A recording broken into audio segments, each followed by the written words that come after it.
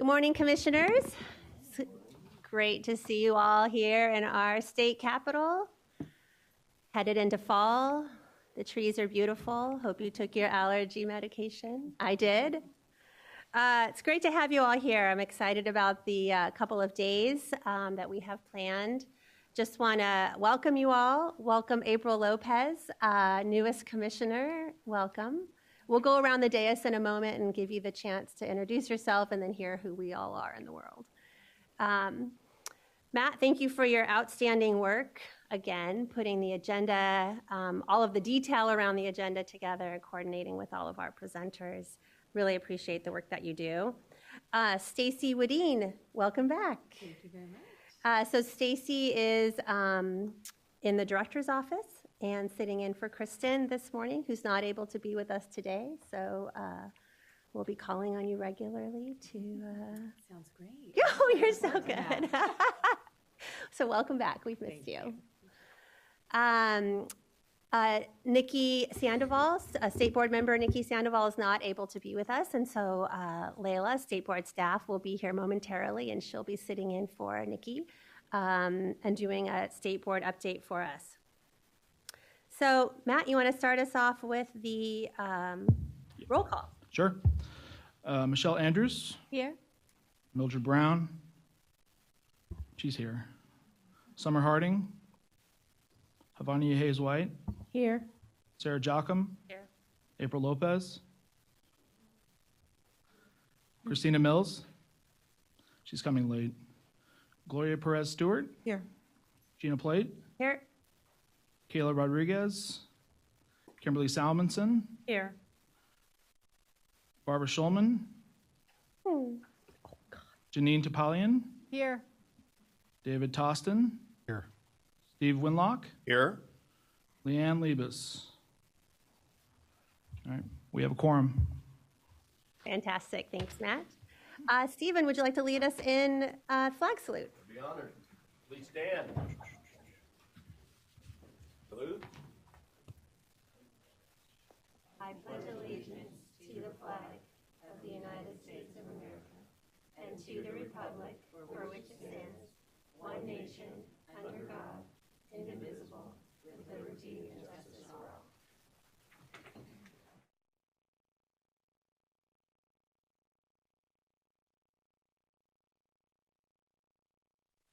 Okay, so before we get started into our content, maybe we could run around the dais and introduce yourselves to April, and then let us know where you sit in the world outside of the commission. And April, just so you know, we all come from so many different places, and we do our best to take our daytime hats off and just bring in our special ed brains, because it's an incredible collective of information, of people that brings all sorts of lenses and ways of looking at an item that we might not have the opportunities because of our daytime work outside of the commission. So we try to just look at the needs of students as a unified group. And so you'll hear where we all come from, which is always fun. But we try to take those hats off. So maybe we'll start on this side, and then we can end with you, April, if that works.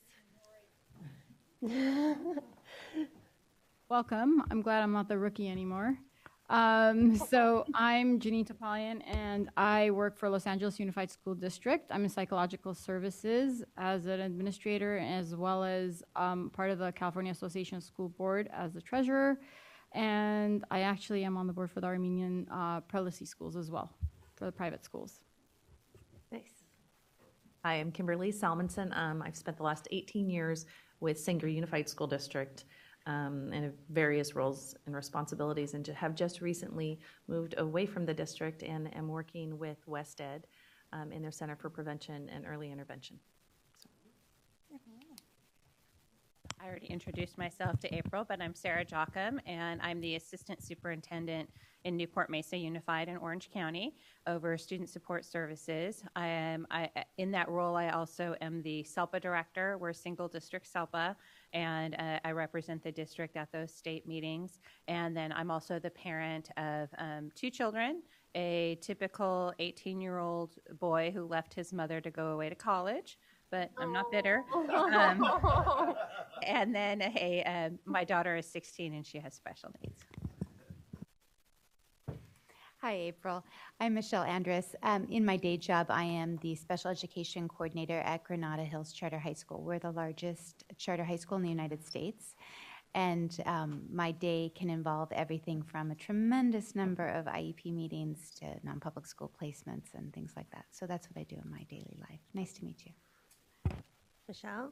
Gina Plate. In my daytime job, I oversee special ed at the California Charter Schools Association. Hi, April. Welcome. My name is Stacy Wadeen. I am a consultant in the director's office. Kristen Wright, the special ed director at the CDE. I work for her. I just returned from a year maternity leave, and prior to that, I was a liaison to the commission along with Matt. So we're happy to have you. Anything you need, just let us know. Hi, April. I'm Gloria Perez Stewart. I am a parent of a very unruly teenager with autism. I recently passed the California bar, and so I'm awaiting licensing. Currently, I am the executive director of Community Lawyers in Compton, and I'm also the president of People's College of Law in Los Angeles. Nice to have you. Good morning, April. I'm Steve Wenlock. I'm the executive director of the Sacramento County Office of Education, School of Education. So we train school administrators and teachers and interns and all those great things in working. I'm also a commissioner for the City of Sacramento, an arts commissioner for Sacramento Metropolitan Arts Commission here also. And also I just became a grandpa. So just so you know, yes, yeah, he's about this big, but he's on his way. He's 10 months old. I'm very excited. So another new role. Good morning. At my day job, I'm known as Dr. Hayes White. I am a full-time professor at National University, and I teach in the Department of Special Education. So I am in the teacher preparation program where students are earning their special education credentials. My past life, I was a special day class teacher in LA County, and I taught for 15 years teaching students with a range of multiple disabilities. Hey, April, I'm Summer Harding. Everyone's lucky I won't be talking much because I have a terrible cold. It'll make me start coughing. I'm an elementary school principal. Sorry. Do you guys want me to sit on the end? I'm an elementary school principal with a very special love for students with disabilities. Good morning, April. My name is David Toston. In my day job, I am the Associate Superintendent for the SELPA programs with El Dorado County, overseeing our charter SELPA as well as our geographic SELPA. I also am an adjunct professor with Loyola Marymount and the chair of the Coalition for Adequate Funding, and the parent of 2 college students and the proud owner of an empty nest. I get tuition bills each month, so they're still very near and dear to my heart. It just, yeah.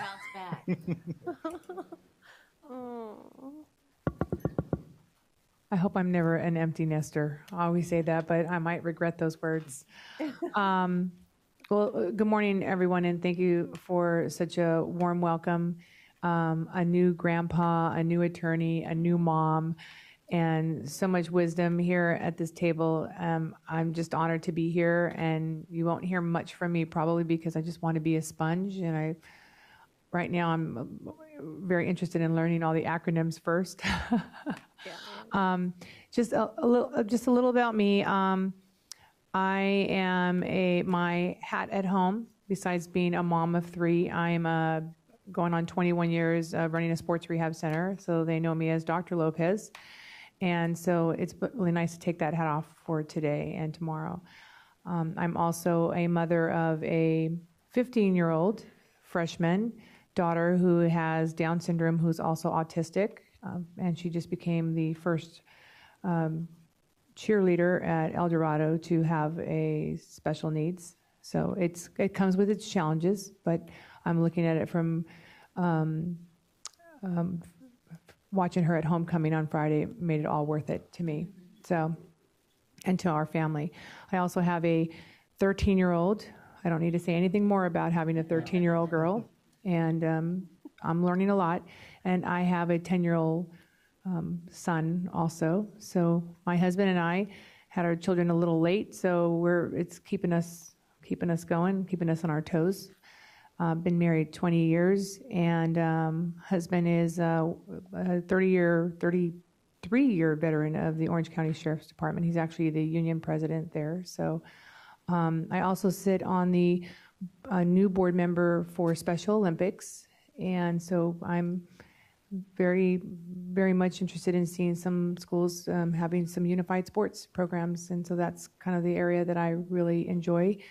And lastly, I've been holding the chair position of the State Council on Developmental Disabilities for the past 6 years and stepped down in May.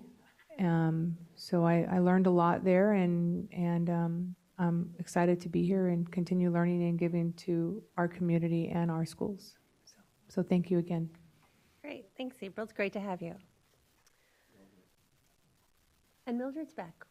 Mildred, would you like to introduce yourself? Thanks, Stephen. I chair the mental health meeting in the morning. You're certainly welcome, 8 o'clock in the morning. But I always have to start my day with the green drink, and I had ordered it, but had to run and get it.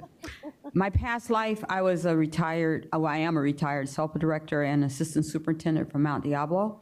Right now I'm working and really happy to be supporting the Breaking Barriers Executive Council, and we have a symposium that we'll talk about later today.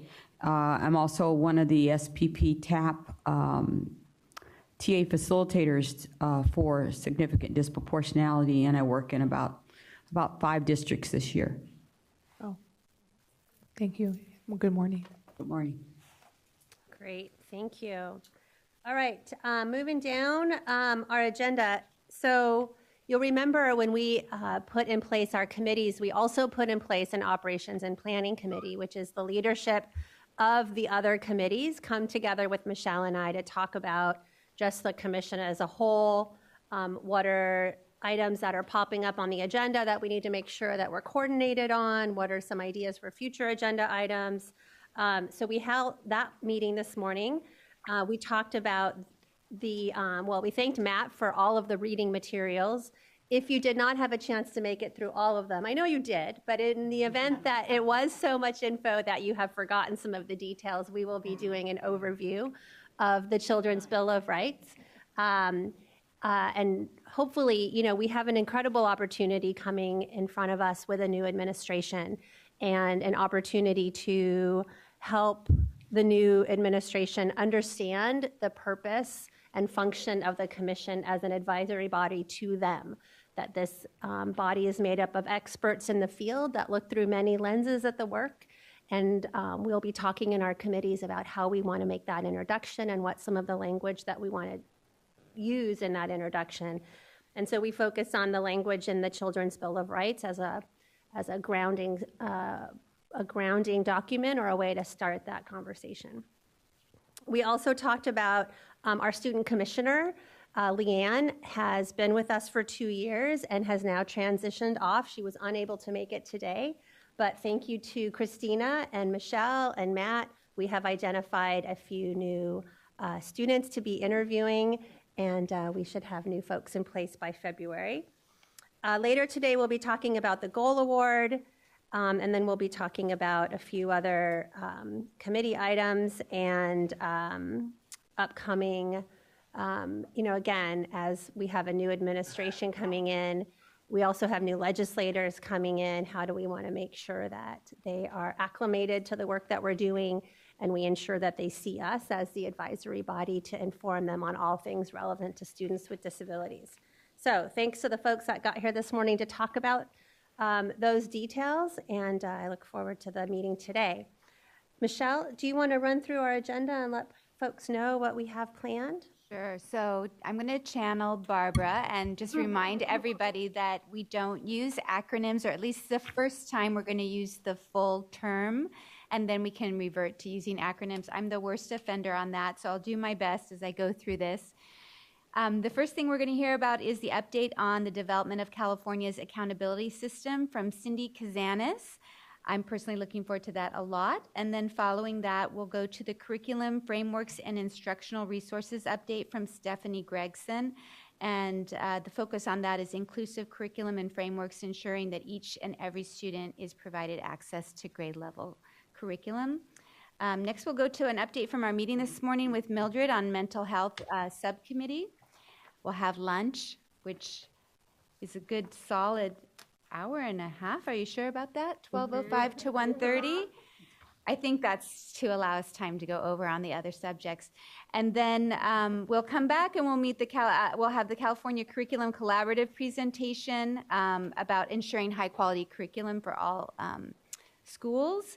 The Liaison report, which will be a wide variety of people, anybody who's on a subcommittee or is assigned to any kind of work group. I don't know, will Dr. Sandoval, substitute, will present for us probably today. And then we're going to have a little conversation just before we go into our subcommittee groups of policy and legislation, just to prepare us in the conversation. Then we'll break out into small groups, come back, discuss what kind of input was given, and then we'll have a report out and we'll go home. That's the end of our day. Thank you. Well, we have the goal award after that. What timing do you think that'll be? It's on the next page. Sorry. Helps if you flip.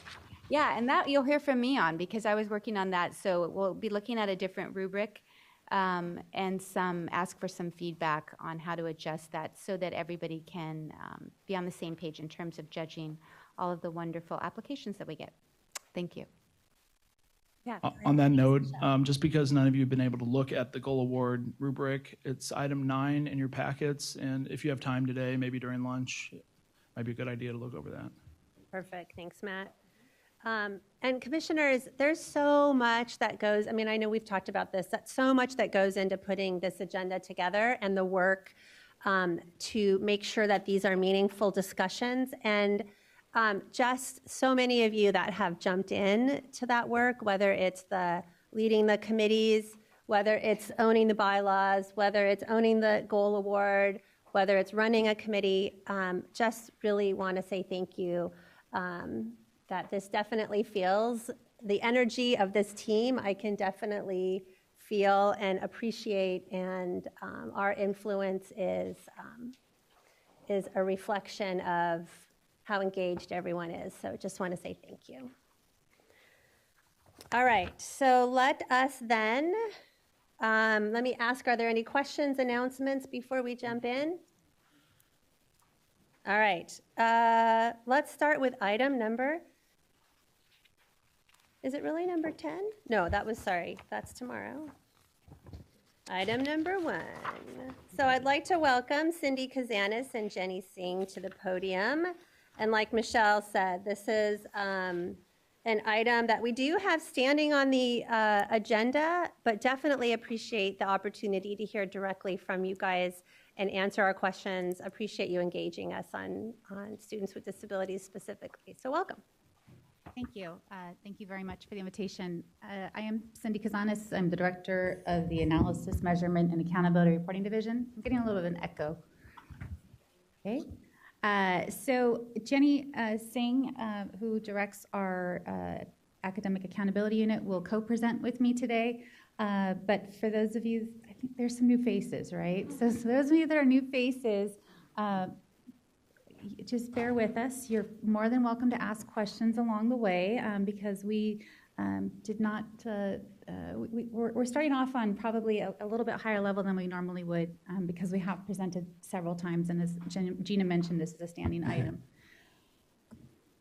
So we have several topics to cover. I think we had a little bit of time built in for questions as well, so feel free to ask along the way.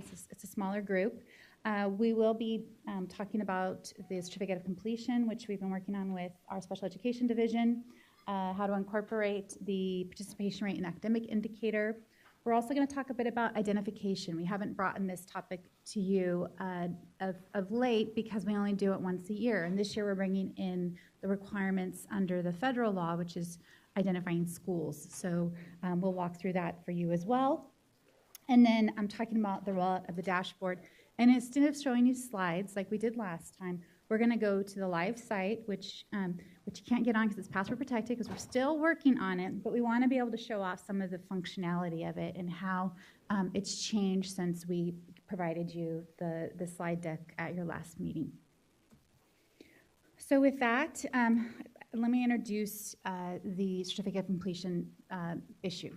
So this body has been advising us over the course of several meetings about how to include, and I'm realizing we didn't spell out, but DASS is our Dashboard Alternative School Status.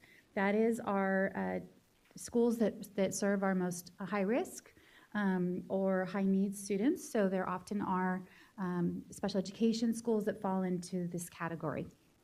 So in order to make sure that the accountability system meets the needs of our non-traditional schools, or what we call our dashboard alternative schools, we've developed modified methods. And we've done that in conjunction with a work group that was put together about 18 months ago. There has been a special education representative on that work group.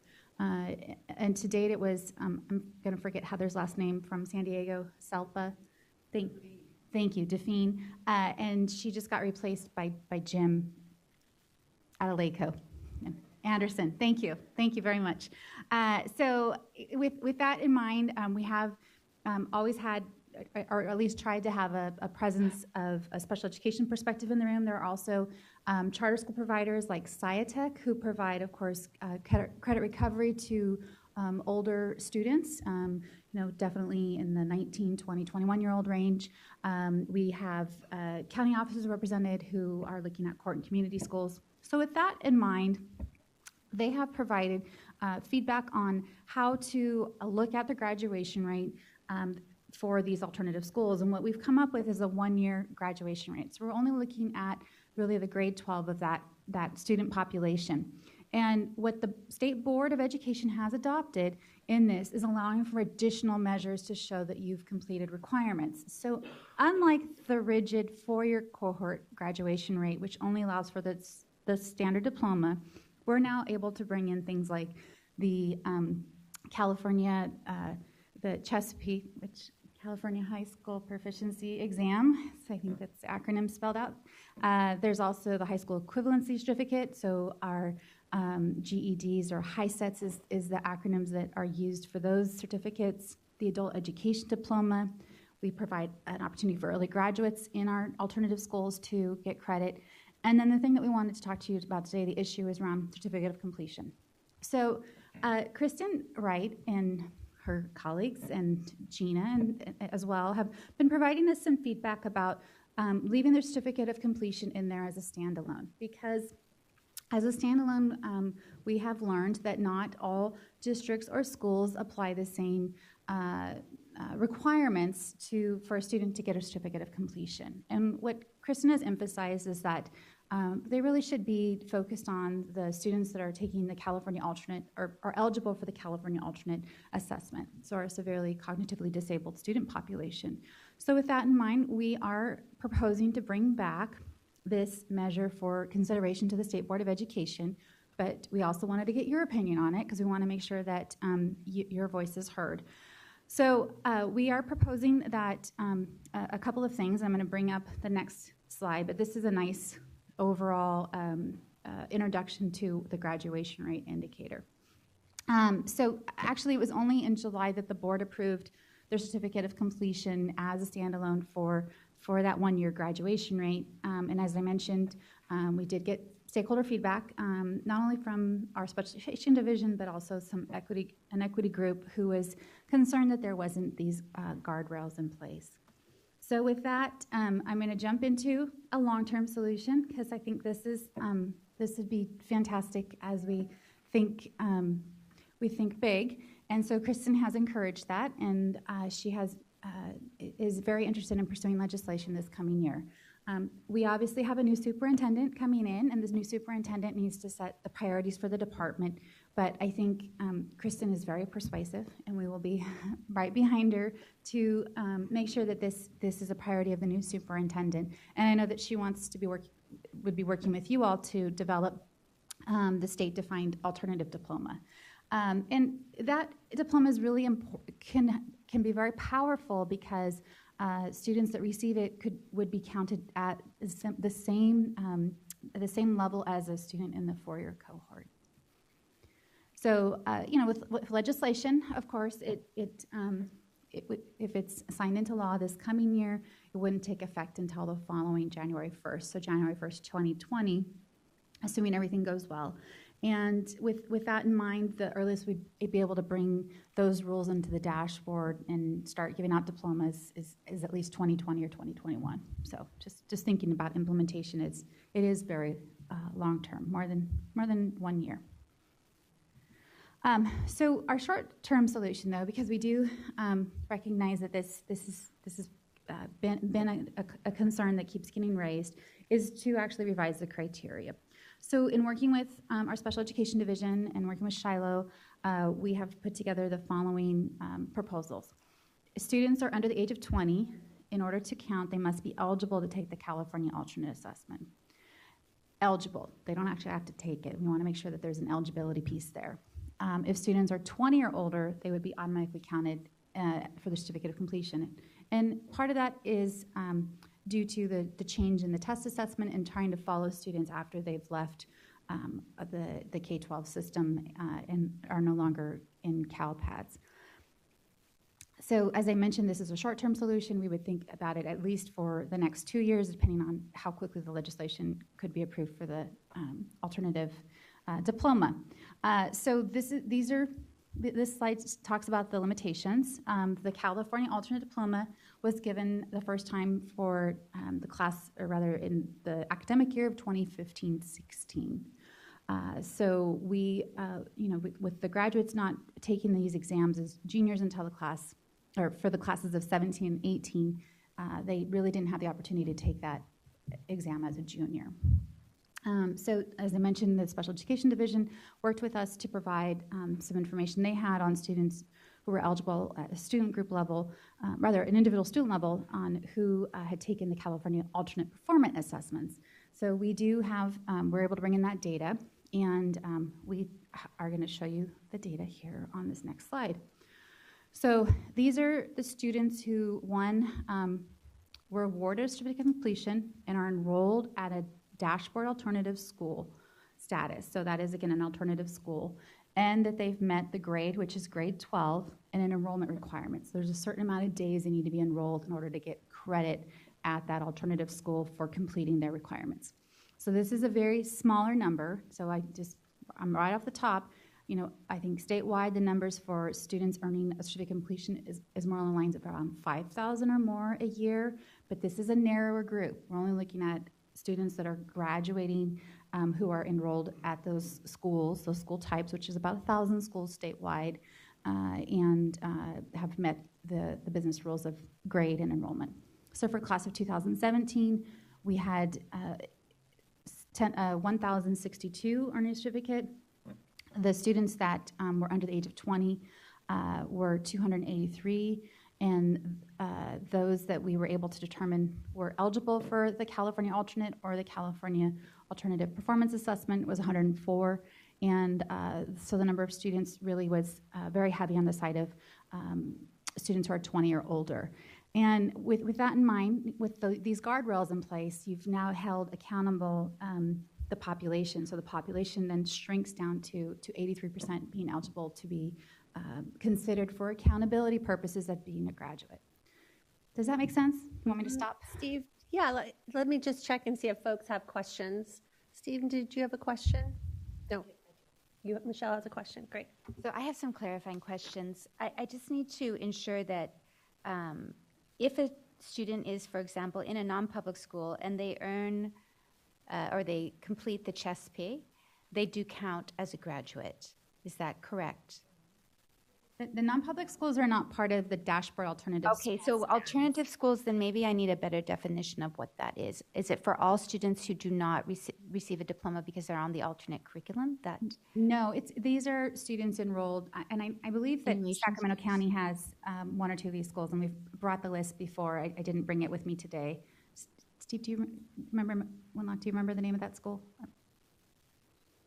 Palmeter?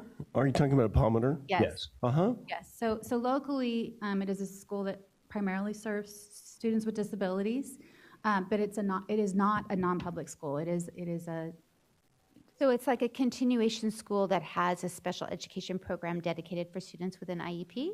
That sounds correct.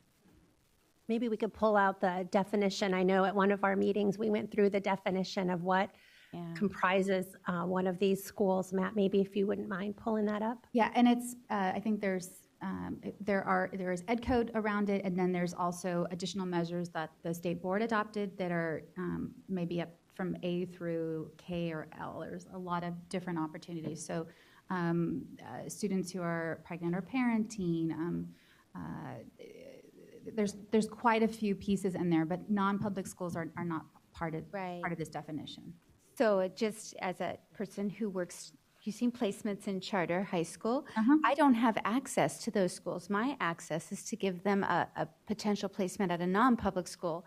So that's why I'm curious about how those students are judged, even though they might be appropriate for a similar school if I was in a traditional public school setting.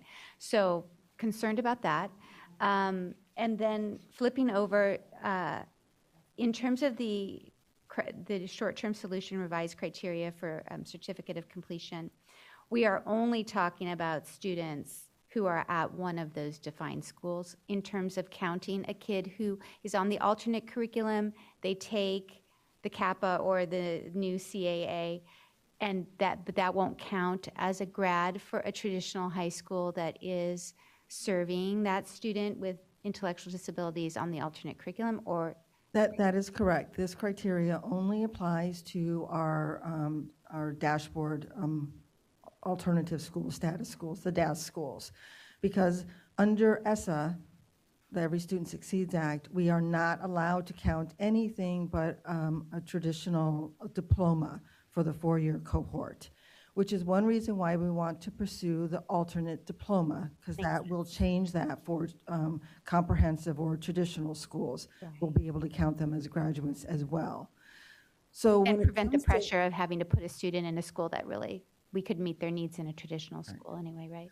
And so for non-public schools, we do have one area where we're bringing those students back, and it's for the academic indicator. So if you have students at a non-public school, and we take those students and we take their scores and we put them back to their district of residence.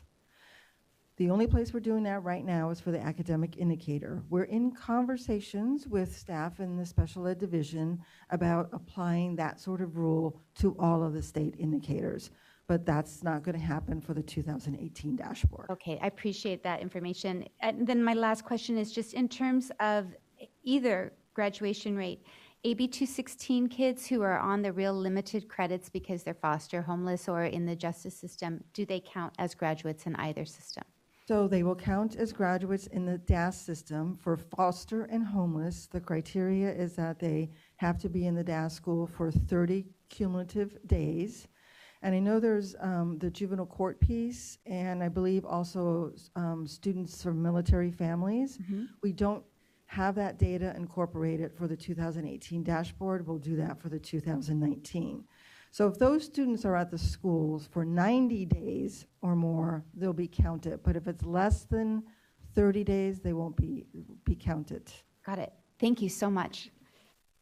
So I've brought up on this screen the dashboard alternative school status eligibility criteria, and you would find that if you use the search function on the department's website and just typed in DASS.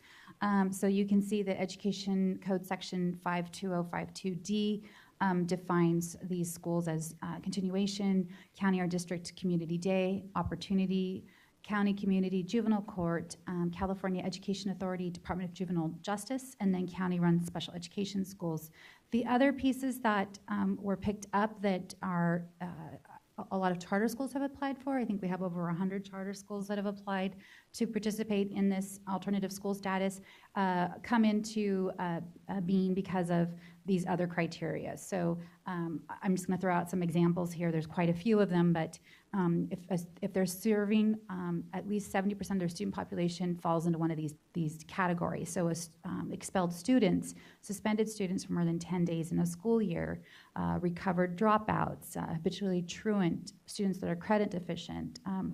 students with high level of transiency. So there's quite a bit of opportunities for these schools to participate in this program, but you also helped us to create really that it wasn't there wasn't going to be a 50% threshold. I mean, this committee was very firm in that it needed to have a higher threshold, and that's how we got to that 70%. So that was in we took that directly from this commission, and it's held. The board approved that ultimately, and the community that the members that we've been working with are appreciative of that too, because it's really a higher. We want to make sure it's a higher standard, that this isn't.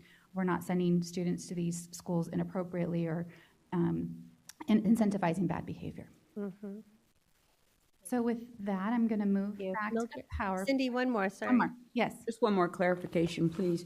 And if we're looking at the students that are able to access a continuation-like program, then you're excluding the population of students that may be in a post-secondary program. So like many districts have like a bridge program for students who are have an alternative curriculum, and it's particularly devoted to students who have an IEP but may have limitations in regards to being able to access their curriculum and have an alternative program that is career and vocational and tech. So their primary enrollment is at a traditional school? Is that what you're suggesting? No, usually they're separate sites because these are students that are already 18, but they didn't get a diploma, so they're in an alternative program for particularly students with disabilities. They're not there for any disciplinary or attendance issues. So those districts would still need to think about a certificate of completion. So if the students are in what we call a transition program, they are marked that way in CalPADS, and we don't consider them in our calculations because they've already been counted once in the district in the 4-year cohort rate. So they're not counted. But we are working on bringing in some measures for the college career indicator that would directly address students participating in like the workability program or the Department of Rehabilitation program. Thank you. Yeah, Havania. Sorry, I said one more, Cindy, but. I saw the list of criteria, the eligibility criteria, but I did not see district-ran special education schools. They fall in that category, right? That's right, and I think either yourself or somebody else had raised that before, and so I believe it is. Didn't we add it? I saw county ran. Yes, we do. Yeah. So there's a criteria that we automatically include them. It's right underneath the county run of special education schools. At the beginning of that paragraph, it says, in addition to any district-operated special education schools. Because I'm almost positive that the commission advised us about these types of schools, and so we didn't know about them, and we were able to sneak it in. Good. Glad to hear that. Nice. There's a clarification, though, between like county office, regional programs, and school. So does the county-run special ed school have its own CDS code? Is that the distinction? This is all based off of CDS codes. Thank you, Cindy. Oh, definitely. Okay. So here's the question then, because we want to get your feedback on this. Do you have any concerns with the new proposed criteria to count students, not only that they earn a certificate of completion, but that they needed to be eligible to take the California alternate assessment, and then if they were over 20, that they are automatically included because of our data labs. Is there any concerns there? Do you think this strengthens the criteria, or should we leave it as is? Great question. Will you go back to the slide, Cindy, that... The criteria. Great. This is the criteria. Perfect. Okay, commissioners, thoughts, feedback, discussion?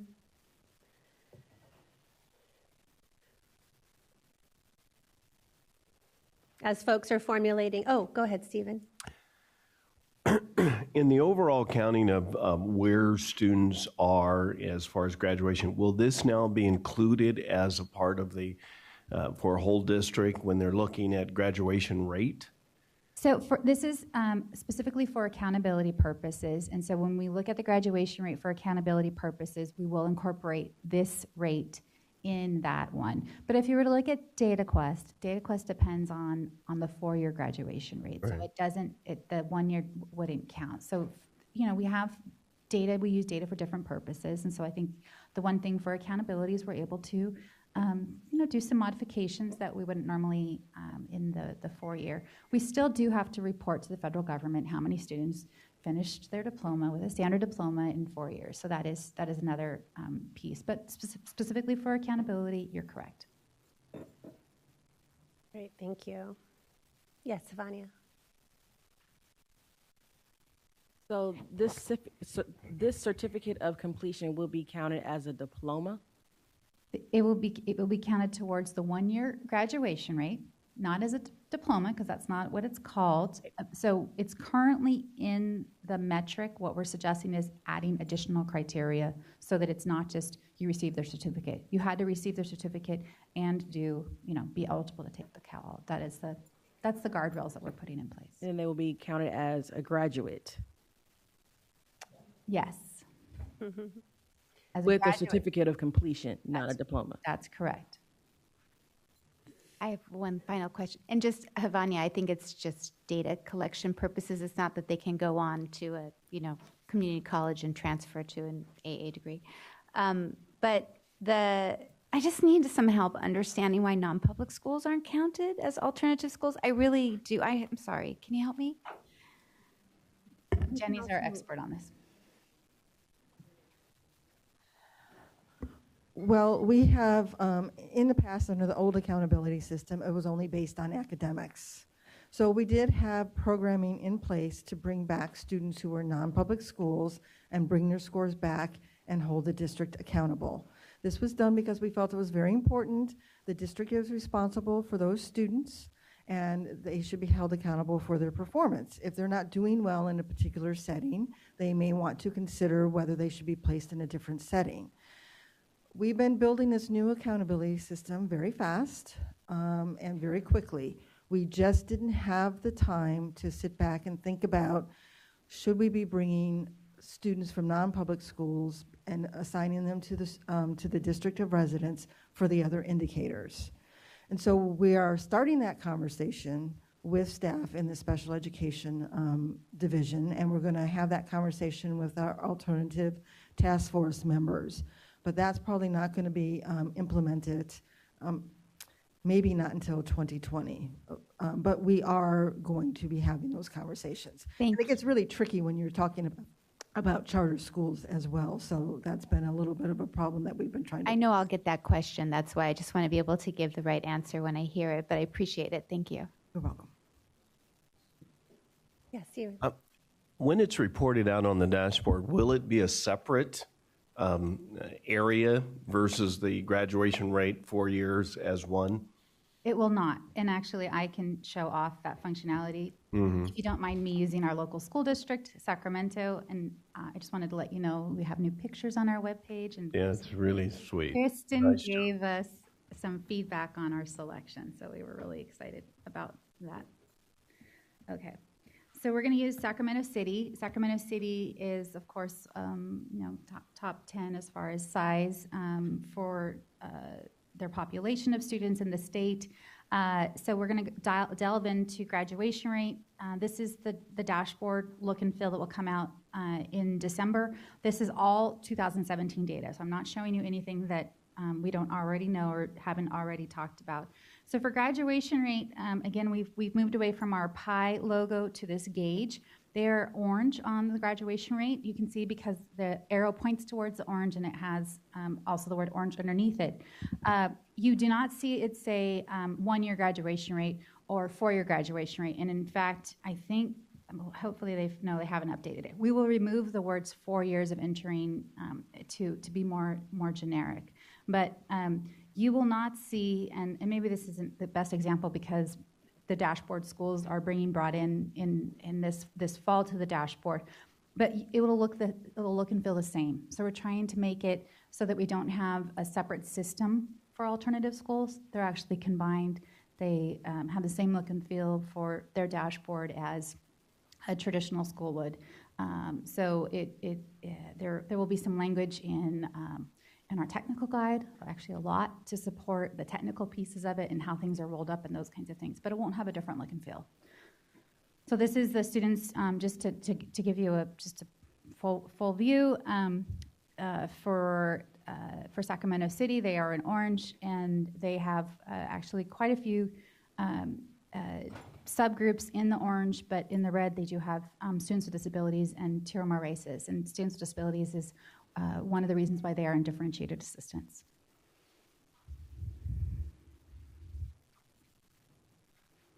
Great, thank you. Sarah. I think one of your initial questions was, are we supportive of the revised criteria? And I would say so. I think it helps narrow, and like you said, it kind of provides those rails on the side. So I'm supportive of that. I still think that when you're looking at it from a school district perspective, we're missing something in that we're talking about this group, which is a pretty small group when you look at the criteria that they have to meet. But then you look at the district programs for students that we have, our adult transition programs for 18 to 22-year-olds. And our school district, the high school that they were associated with, is penalized, and their graduation rate is impacted because those students don't count.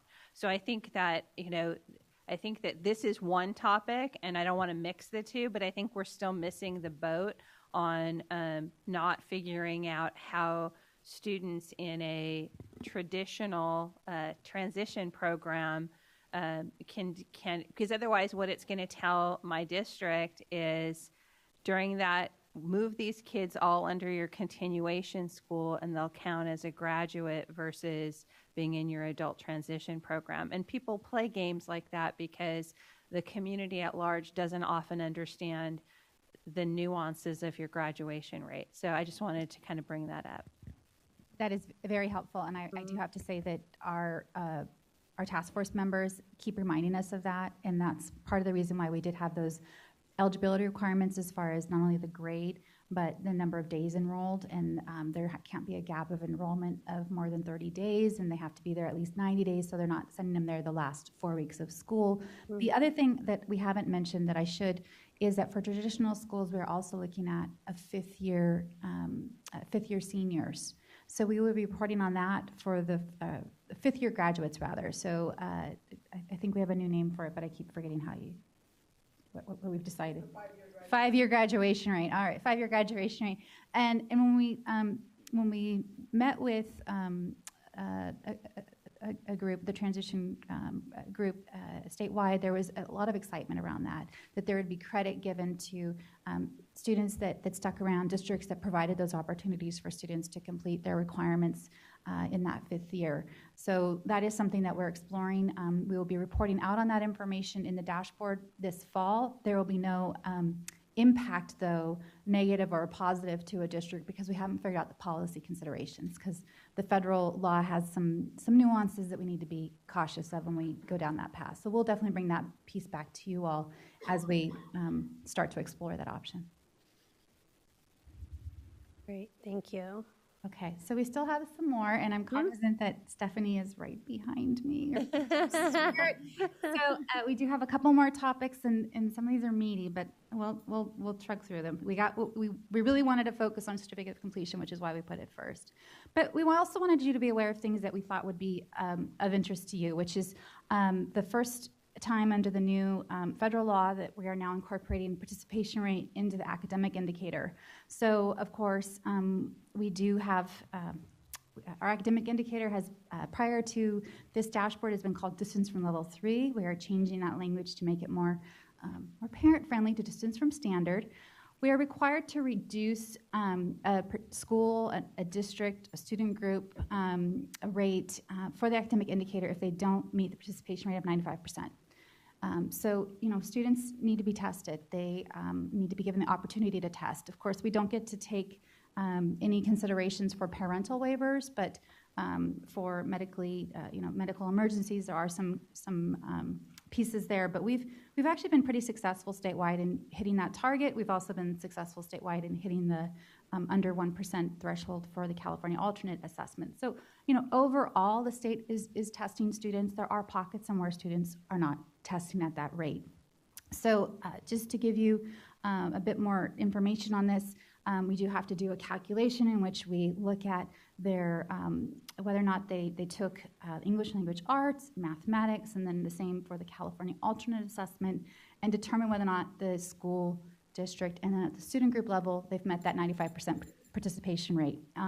If they don't, we have to apply some criteria, which you see in the 2 bullets below, but really this next slide gives you a good example of a middle school who was above standard by almost 19 points, but the participation rate was lower. So we need to decrease that distance from standard, and we apply the methodology, and we come up with they need to have it decreased by 4 points. So we have a new distance from standard at 14.9. I don't know how that affects their color, but there is essentially a penalty attached to it, and this is what is required under the Every Student Succeeds Act. So this will be new under this system, but it is not new for our assessment folks, right? It was the same under No Child Left Behind. It's just a different business rule that we're applying. So with that, I'm going to turn it over to Jenny, and she's going to talk a little bit about supports under 2 different systems. Great. Thank you, Cindy. So as I'm sure you're all aware, we identified districts for LCFF differentiated support for the first time based on the 2017 dashboard. We will also be identifying districts again this year using the 2018 dashboard. You may recall that we had a lot of districts that were identified because of their students with disabilities, because when we look at districts, we are looking at student group performance in each of the LCFF priority areas, right? So they have to miss in more than one priority area to be identified. So this year, we didn't include county offices of education last year because we didn't produce dashboards for them because they serve our DAS schools. But since we're bringing the DAS schools on board, our dashboard alternative school status program, they're now going to be receiving a dashboard, and they're going to be included in whether they should be identified for differentiated assistance. And we will have local indicators will be included in that criteria for the first time this year. Because for the local indicators, you have to miss it for 2 years. And last year, we only had 1 year data, and now we have 2 years of data. So remember that for local indicators, that is something that is done at the local level. That is data that resides at the local level. And to meet this measure, LEAs must actually determine their progress on their local indicators. They must bring that information to one of their local board meetings, a public meeting where they can receive comment on that. And then they must actually load it up into the dashboard. So if they do all 3 of those steps, they are considered as being met on the dashboard. Okay. This year, just for all of you that are in districts, we have moved up the date to finalize that data. It is now November 16th. And the reason for that is because we have to use this data in determining which districts are identified for differentiated support. I truly hope that we don't have any districts identified because they didn't load up and finalize their local indicator data. And we've had our local agency and system support office. They did quite a few seminars through in September and October, Tuesdays at 2, where they actually talked about the local indicators. So I don't know if any of you were able to join those seminars, but they were quite well attended, and I do believe they are posting the slide decks on their website for people who want to review them. We will also be identifying schools for the first time under ESSA based on the 2018 dashboard. There's 2 sets of schools that we will be identifying, for comprehensive support and for targeted support. So comprehensive support and improvement, or CSI as we like to call it, there are two categories under comprehensive support that we will be identifying for support in 2018. The identification actually won't happen probably until January, but we're going to be identifying Title I schools that are meeting the lowest 5%. So they're the lowest 5%. They have to be Title I schools. Then we have another category that is based on the high school graduation rate. And the high school graduation rate applies to all high schools, regardless of whether they receive Title I funding or not. And if their graduation rate is below 67%, for an average of 2 years, they're going to be identified. This identification process happens once every 3 years. We identify schools for comprehensive support once every 3 years. So here's the criteria that we have for identification of the 5% of the Title I schools. Schools with all red indicators, that's really easy to figure out. Schools with all red, but one indicator of any other color. So you could have 4 reds and a blue, and you're going to get identified. And that was a criteria specifically that we were asked to put in by the U.S. Department of Education. Then we have all schools with red and orange indicators. That's pretty easy to figure out too. And then we have schools, if they have 5 or more indicators where the majority are red, they will get identified. This is another criteria that the U.S. Department of Education asked us to put in. And I already went over this a little bit, that we're using a 2-year average this year to identify schools for the graduation rate. When we identify again, we'll move it to a 3-year average, but we only have 2 years at this point. So I wanted to provide some quick examples so we have of how a school would get identified for comprehensive support. So here we have an example of a high school, and you can see here that they are red in suspension, the graduation rate, and the college career indicator. They are orange on the academic indicator and yellow in math. This is the one that's a little bit tricky. They are going to get identified because they have 5 or more indicators and the majority are red. So you kind of have to look at it as a whole when you're looking at it, trying to figure out if your schools may be identified. And then we have a sample of a small school. It is a K-3 school.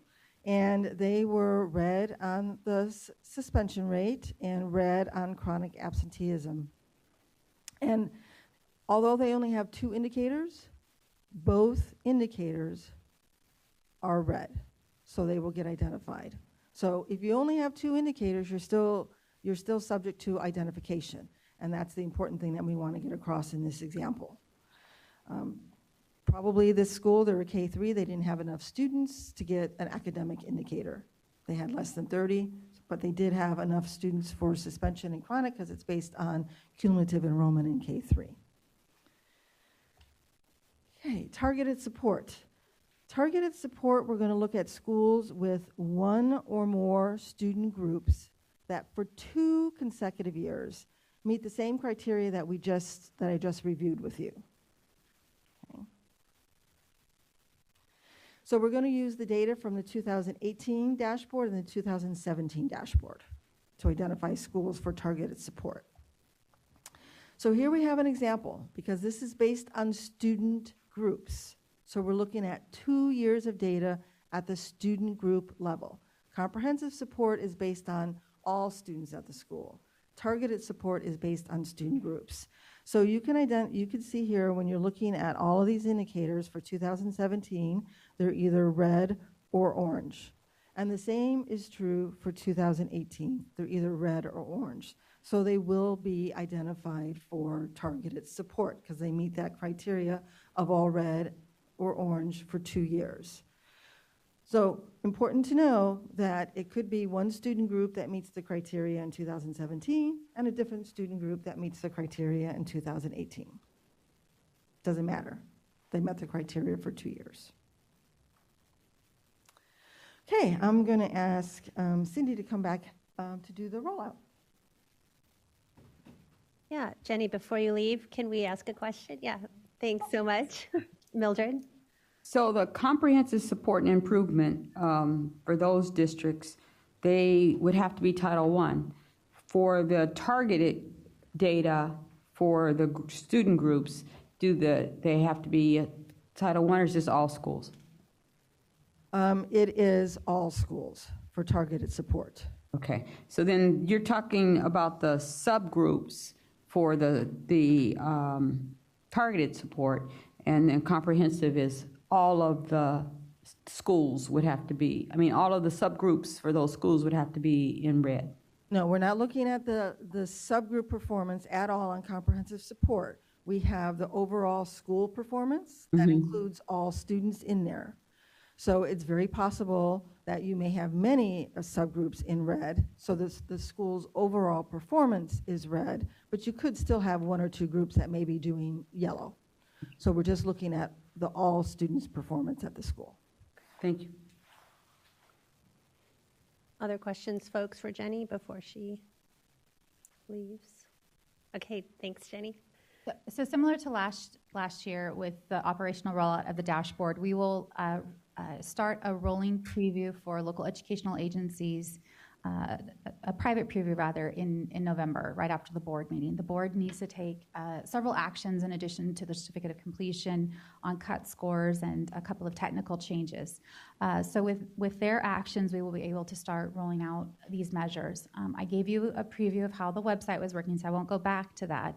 But with each of the indicators that get rolled out, we'll do a supporting webinar. We'll also have our technical guide updated. So for those of you that like to get into the details, we'll have that available. Local indicators have to be submitted by November 16th. That is done at the LEA level. And of course, for charters, they are considered LEAs, so they have to submit that data. This will be brought into the identification process for local control funding formula for the first time, because we have 2 years of data. We are looking at a public release of the week of December 3rd. With that, we will also be releasing the list of districts who are now eligible for differentiated assistance. And when we did that last year, we also put out a sister information memoranda that we will make sure that Matt sends you a copy of to the state board, talking about which student groups for which priority areas made them eligible. And of course, we are very aware that it was over 160, I think it was 162 of them were for students with disabilities. And so that is the question we keep getting asked, is that gonna happen again? And I can't predict what the data says because we're still working with it, but that will be also released in December following the public release. So you will have that information just as quickly as these folks. There is a great coordinated effort on system of support. I'm not talking about system of support today, but I just wanted to make you aware that we are providing support on the data side to those groups. And so we're trying to make sure that they have what they need to help districts and schools do their job to serve students. So that's all we have. Nice. Yeah, it's questions. Mildred. I know that in terms of differentiated assistance, the counties are working with each of the districts. Who's working with the schools in terms of the comprehensive support and improvement, and then also for the targeted subgroups? The concern I have is that if there are students that have IEPs, or the disability is what has made the group targeted support, sure, then who's going to be responsible for providing that support? I just think that there may be some limitations from the county in terms of providing that oversight. Yes. So while we would like our state and our federal systems to align, it didn't quite work out that way. So we are still, I would say that we are still putting some of those pieces into play. And so with the January release, prior to that, we'll have some guidance out about who's helping and who's expected to help. But really, what the Board of Education sees as the direct support to a school is the district. And that's why they felt really strongly in the first edition of the ESSA state plan was to have districts be identified as opposed to schools. And that didn't quite make it across the finish line. And of course, we're identifying schools now. But really, the district is meant to be, since they're making a lot of the decisions that affect the schools, the level of support for under ESSA. So we'll have more guidance out, and maybe even for your next meeting, we can have somebody from our division that's handling system of support come and speak with you about how that's rolling out and what kind of feedback they're getting. Great, thank you, Cindy. I just want to acknowledge that when you first, a year or so ago, started talking to us about the dashboard, we were excited about students with disabilities being included. And now today, when we are bringing up all the nuances of both individual students and nuances of separate settings, your answer to almost every one of those was, we're talking about it, we're on it. You were able to articulate the details and those nuances that were raised. So just want to thank you for your engagement. And I know that this is complicated. And you referenced to the statewide system of support group. And I know that they are grappling with who's going to be providing those supports and interventions. And so appreciate your voice in that. Great. Thank you. Yeah, thank you. Okay, commissioners, moving on to item number 2.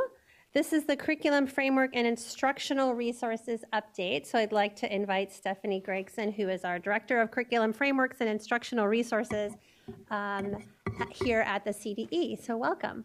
Thank you so much. And this is going to be an ongoing item. So I'm very excited that this won't be the last time you hear from me. I get to update you at every meeting of what's been happening in our division and with our work. Nice. Yeah, that's the right one. Yeah. So I won't reintroduce myself because Gina already did that for me. Thank you, Chair. So with that, I'm going to frame this around our system of support. So within our California system of support, we have those levels of support. And level 1 is that those resources, expectations, and supports that we want every single school district to access to ensure that each one of their students is receiving high quality first instruction. Okay? So with that, I want to give you an update on all of our work because we fit in with those level 1 resources. That's what our work is. And so I have some specific project updates I'll provide you around our computer science standards, our ethnic studies model curriculum, the health education framework, our science instructional materials adoption, which is the largest the state has ever seen, and our visual and performing arts standards and framework, and our world language standards and frameworks. So as I said, all of our work fits in with our level 1 resources. And last time I came, I gave you an update on specifically the world language standards and the art standards that were focused around access and equity, and particularly for our students with disabilities. For this update, like I said, I want to highlight our level 1 resources that are currently being developed and emphasize the fact that we understand the importance of inclusive instruction from the very beginning, because a lack of that inclusive instruction creates barriers for our students, especially our students with disabilities. So from the very core, from the very foundation of our work, we keep that in mind. It is a mantra within my division and all of our work that we do. And that is why your input is so valuable to us. So all of our work is research-based. It is also based on what the teachers in the field need and the feedback that they provide us. We travel all over for focus group meetings to get their feedback and create guidelines based on the feedback and current research. They're based on our state standards. And all of our curriculum frameworks come with tools for our parents and our teachers and administrators in the form of executive summaries, our parent brochures that are also translated. And then again, we also provide external and internal resources that are linked to all of our standards and our frameworks. This is a picture of our website. You can go onto it and access any content area from this website. Sometimes it's a little hard to navigate, but we're trying to improve it to make it more user-friendly. And so I'll start right in with our California computer science standards. These are our first ever, which is kind of, a little silly because we are California. And this is computer science, and we have a little known town, Silicon Valley, within California. But luckily, the timing was just right for the creation of our California computer science standards because we got to observe what other states were doing and do it better.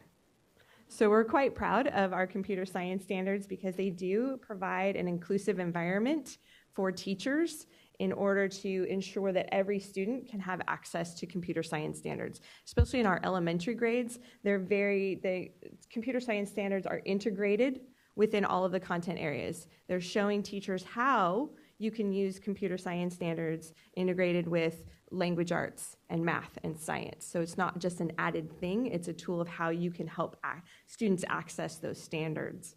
And then in our 7th, 8th, and 9th, 12th, it's more around elective courses or core courses and specialty courses. Okay, so right now we're in the midst of formatting and publishing them. We're going to have an online format for the computer science standards because they're computer science standards. We should have a digital format for them. But we'll also have one where you can print. So we're working through that right now with our Technology Services Division and with our CDE Press unit. Right now, there's also an implementation plan out for feedback. It's the Computer Science Strategic Implementation Plan. You can visit the website and provide your feedback. The Instructional Quality Commission will be reviewing all of those comments and making any edits or revisions to the plan before they forward it to the State Board for action. Next, we have the Ethnic Studies Model Curriculum that we are beginning our work on as far as choosing or recommending our advisory committee for the model curriculum. They'll be meeting 3 times in 2019, and this is a model curriculum that's really geared towards 9 through 12, but I believe there's going to be some guidance in there for middle school as well, and also how to integrate it all the way down to kindergarten, because it really should start there and build up. And so we start, like I said, we start with that group in January, after the January State Board meeting, and it's going to be an intense 3 meetings. They have a lot to work to do in those 3 meetings. Right now, we had 138 applicants for the advisory committee of 20. So the commission has some hard work to do in choosing from such a high qualified pool. So right now, we are just gearing up for our second round of public comment for our health education framework. It will be posted by November 1st. Our wonderful Lindsay Weiss that I stole from Kristen Wright is our lead on the health education framework. And I have to say that, because this is my first framework, seeing all the way from the beginning to the end, and I am thoroughly excited about the inclusivity within this document and the guidance it's providing for administrators and teachers on creating that learning environment that values and respects every single child. So I'm very excited, and we would love to have you be a part of providing feedback during the second 60-day public comment. There was about over 200 edits that were made from the first round of public comment. So we're excited to see what comes out of the second round. So it's 60-day period from November 1st to January 31st of 2019. And then the Health Subject Matter Committee of the Instructional Quality Commission will be reviewing all of those public comments and making their edits and revisions to forward the final document or the final draft to the State Board of Education for adoption in May 2019. So it's very exciting. And then our science instructional materials adoption will conclude with State Board action in November. Like I said, this was the largest adoption with 34 programs submitted for review. 29 of those programs are being recommended to the State Board for adoption. And what this means is that districts will have choices. They will have a lot of different choices when they're doing their more in-depth review of those programs to determine which programs meet their needs, their demographic needs, their programmatic needs. So very excited that we're able to do that first level review of the programs to determine whether or not they meet the standards and the content of the curriculum framework so that districts have an easier time doing a more in-depth analysis. So that happens November 8th and 9th with the State Board. And then once the State Board takes actions, we work with the publishers to make those final edits and have final versions out for our school districts to review. And as we've talked about at our last meeting, we have the arts standards that are going through their adoption process. We are just concluding our only public comment period around the arts standards. The Instructional Quality Commission will be reviewing all of those public comments and making any edits and revisions before they forward them to the State Board. And this is one of those standards where we will be able to start from the very foundation with very inclusive language. So very excited to see those translate into curriculum frameworks and guidance for teachers and administrators. So our framework is now also beginning. So the Instructional Quality Commission will not only be working on the standards, but they'll also be recommending committee members for the Curriculum Framework Evaluation Criteria Committee. So that's a group of about 20 teachers and content area experts that will come together and review drafts over and over again of the arts framework for California.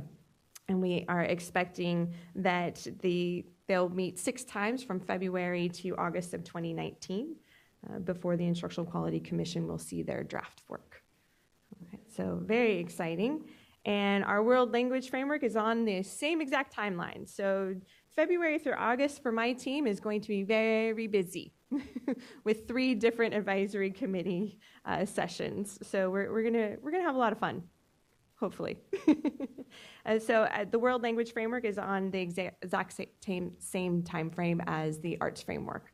So they'll be meeting from February to August, and then the Instructional Quality Commission will be reviewing their draft, and then it will go out for their public comment periods. And so this is a quote that I walk into my office every single day. It's on the outside of Lindsay's wall so that anybody who enters our division sees this quote. It's what we live by.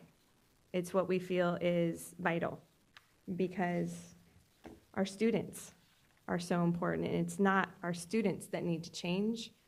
It's how we approach our instruction and our environment for our students. So we are very passionate and driven in my division and in our work that our level 1 resources developed are very inclusive from the foundation. And so making standards in our content and the curriculum frameworks and ensuring that our instructional resources include that clear guidance for teachers and administrators and parents on how to create lessons that are universally designed and inclusive of various levels of support for each and every student that we serve in California. That's our mission, that's our goal. And so for your input on our work is vital. We want to make sure that we are accomplishing our mission, and we won't know that unless we hear from you. So I please encourage you to participate in the public comment review period and give us your thoughts and let us know what we need to change. Nice. Stephanie, thank you. Let me first open it up for questions from commissioners. Yes, Mildred. This morning in the Subcommittee for Mental Health, we did talk about the health framework. And if there'd be a way to be able to, for Matt, to be able to send us how to access to make comments? Yes, we have a public comment template that's on our website that you can access. We can email it straight to Matt, and Matt can get it out to you so you have that. Okay, thank you. Mm-hmm. Yes, Summer. Oh. I just moved myself over here so I wouldn't infect everyone with my cold. You know, I'm recalling a comment that Christina made once, I think, and she's not here, so maybe all of you can help me. She described health in terms of, and my mind's a little foggy, but like a bell curve, and that those with disabilities should be considered healthy. And I feel like if maybe we could, and I'm not being very articulate today, but if we could sort of revisit that thought that she shared with us and maybe make some recommendations for the health committee to consider that sort of an overarching umbrella or sort of a guiding statement, I think it would be a nice chance to get that word out there in that framework. Great, Summer. Thank you for that. And I think Christina's going to be here later, too. We can ask her to help us with that. One thing we really tried to ensure is that we had an asset approach versus a deficit approach in the language within the health framework. Nice. A question that's come up in the past, Stephanie, is how do LEAs figure out which curriculum programs have already modified curriculum for students with disabilities? Does that exist yet, or is there a way to know which publishers are out there providing that? So our criteria that we have in every single framework has a criteria around you need to show the scaffolding or any instructional strategies necessary for students with disabilities. We have a long list of student groups, and so part of our review is around, are those strategies embedded within the curriculum?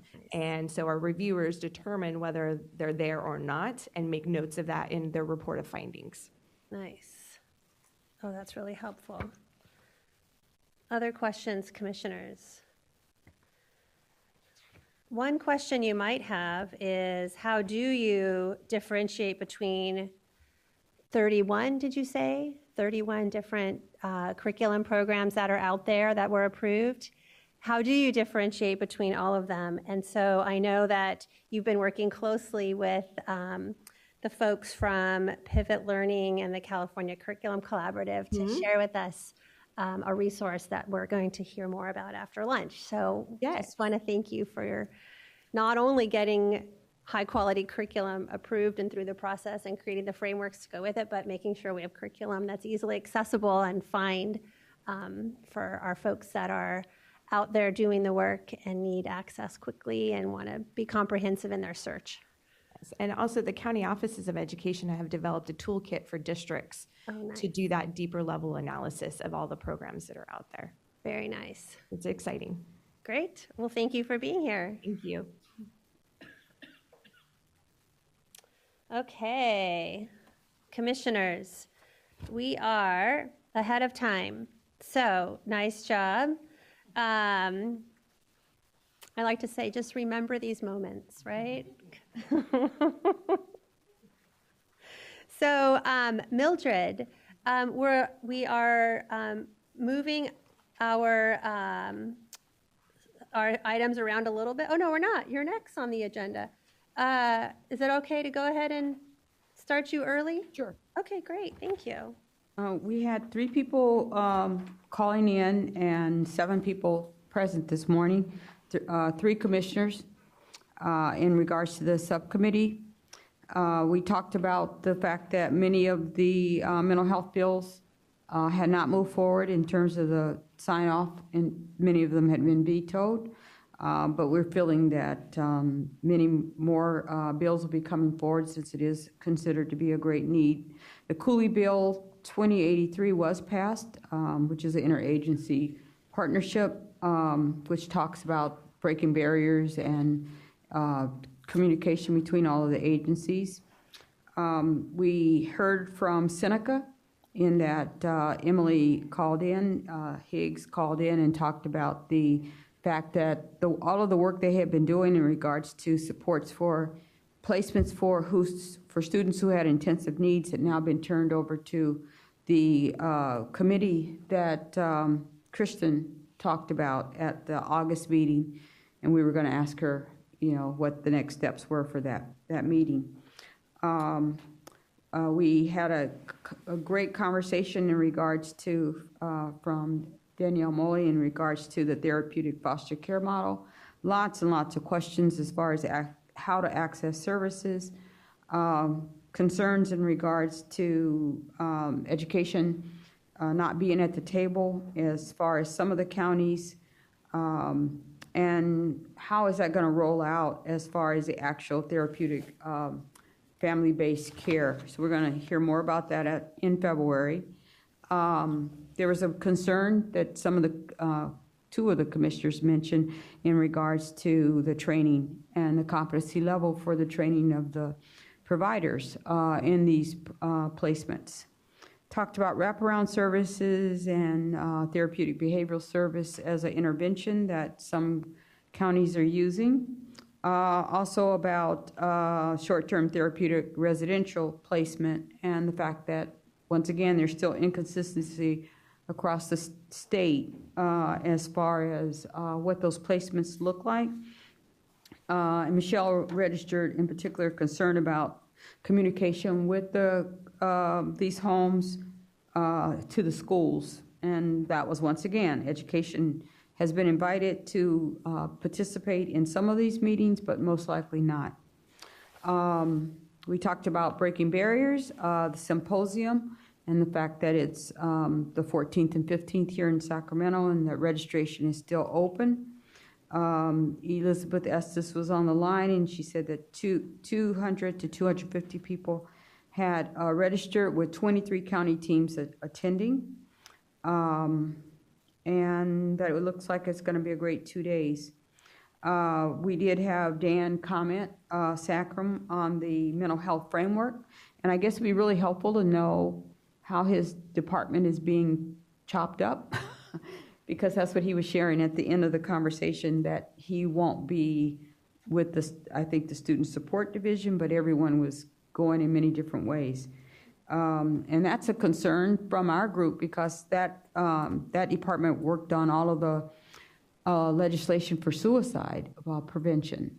So, we don't know where all that's going, as well as the other support work that had to happen around mental health. So it'd be helpful, Gina, if you could try to figure out what's going on. That was a surprise to all of us. The Mental Health Services Oversight and Accountability Commission, Elizabeth reported on that. There were 4 counties that received the large grants, and it's Humboldt, Tulare, San Bernardino, and Placer. And the other 13 counties will be at Breaking Barriers, and we'll talk about the work that they will continue to do, even though they didn't get the funding from the Mental Health Services Oversight and Accountability Commission. I'm going to turn it over in a minute to Michelle, because she did a great job as far as talking about mental health services as relates to the behavioral needs of students that are in charter schools. And we started this conversation at our August meeting, and we're seeing that it's quite a large task to bring something forward. So, Michelle. Thank you. And thank you to everybody who has really consistently been there. I appreciate your presence in the morning, super early at 8 o'clock. So I had the opportunity to interview a few representative mental health providers, generally who are at the upper echelons of providing mental health for a couple of charter organizations, large and small. I have a couple more interviews this month, and then we're also talking about potentially putting together a survey. So all of this is preliminary, but just from the initial conversations, despite the different settings that these mental health providers are in terms of schools, whether it's a small charter, a large district, previously having worked with charters or public schools, all of the people that I interviewed wanted to stop and first share their concerns regarding mental health services and screening in elementary school across the board. So this is what I want to share first, that there was a broad concern that in elementary school, the needs are so different that oftentimes what happens is students with the most obvious needs are being served, but a lot of times the students who have maybe cumulative needs over time that eventually will become more obvious are not being screened and met.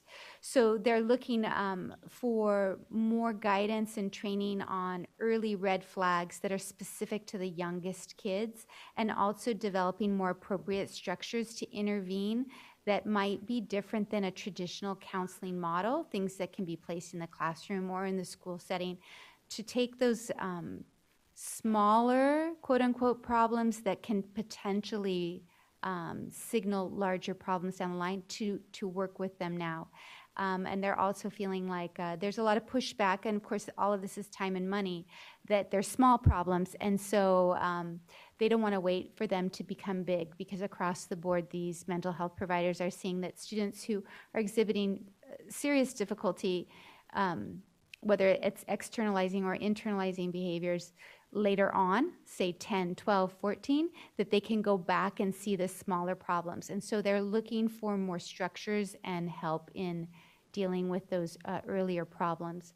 The other thing that people wanted to share was that they felt that special education is becoming the default mental health service in elementary school because of those lacking services that they don't know what else to do. So I just wanted to share that out. In terms of mental health for charters specifically, there were concerns that charter staff are not able to access broader district training on mental health and behavioral needs, that there's understaffing for mental health support and lack of access to broader district mental health supports for students at charters. A lack of staffing means confusion between behavioral and mental health needs. Sometimes they're overlapping and sometimes they're distinct, and they just feel that they're often getting treated as one thing. And the lack of continuum of supports, which we've talked about here. And I mentioned earlier in my comment that as a charter, you're not able to refer to a district continuation type program or a specialized special day program. Your option is a non-public school. And that was to follow up with the concern that therapeutic non-public schools, in some areas there's many to choose from, and in some there's very few. So depending on where the charter is located, depends on their access to appropriate therapeutic non-public schools. And if there's only a few and that doesn't work, of course, non-public schools have a 20-day notice right of return of the student, then they feel that they don't have anything to offer the student in addition to maybe just looking at an RTC. So the concern over how disparate sometimes those resources can be depending on where the charter is located. Okay, so that's pretty much it. Thank you.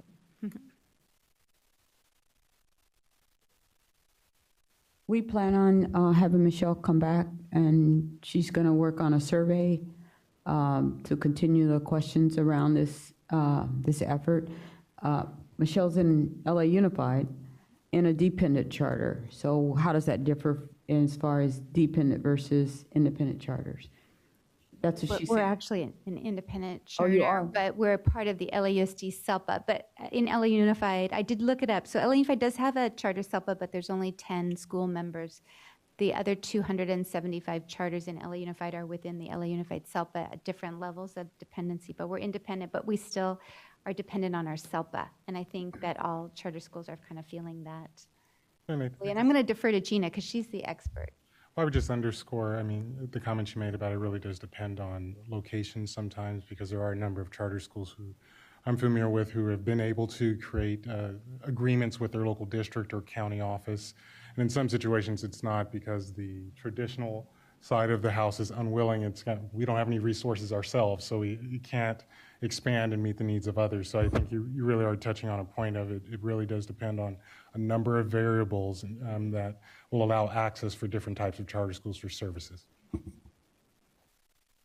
Thank you. And I want to point out that the issues that a number of small settings have, so whether it's a charter school, whether it's a traditional district school, whether it's a rural setting, they are encountering some of those issues in a similar way. So appreciate the work that you guys are doing and thinking about the provider community.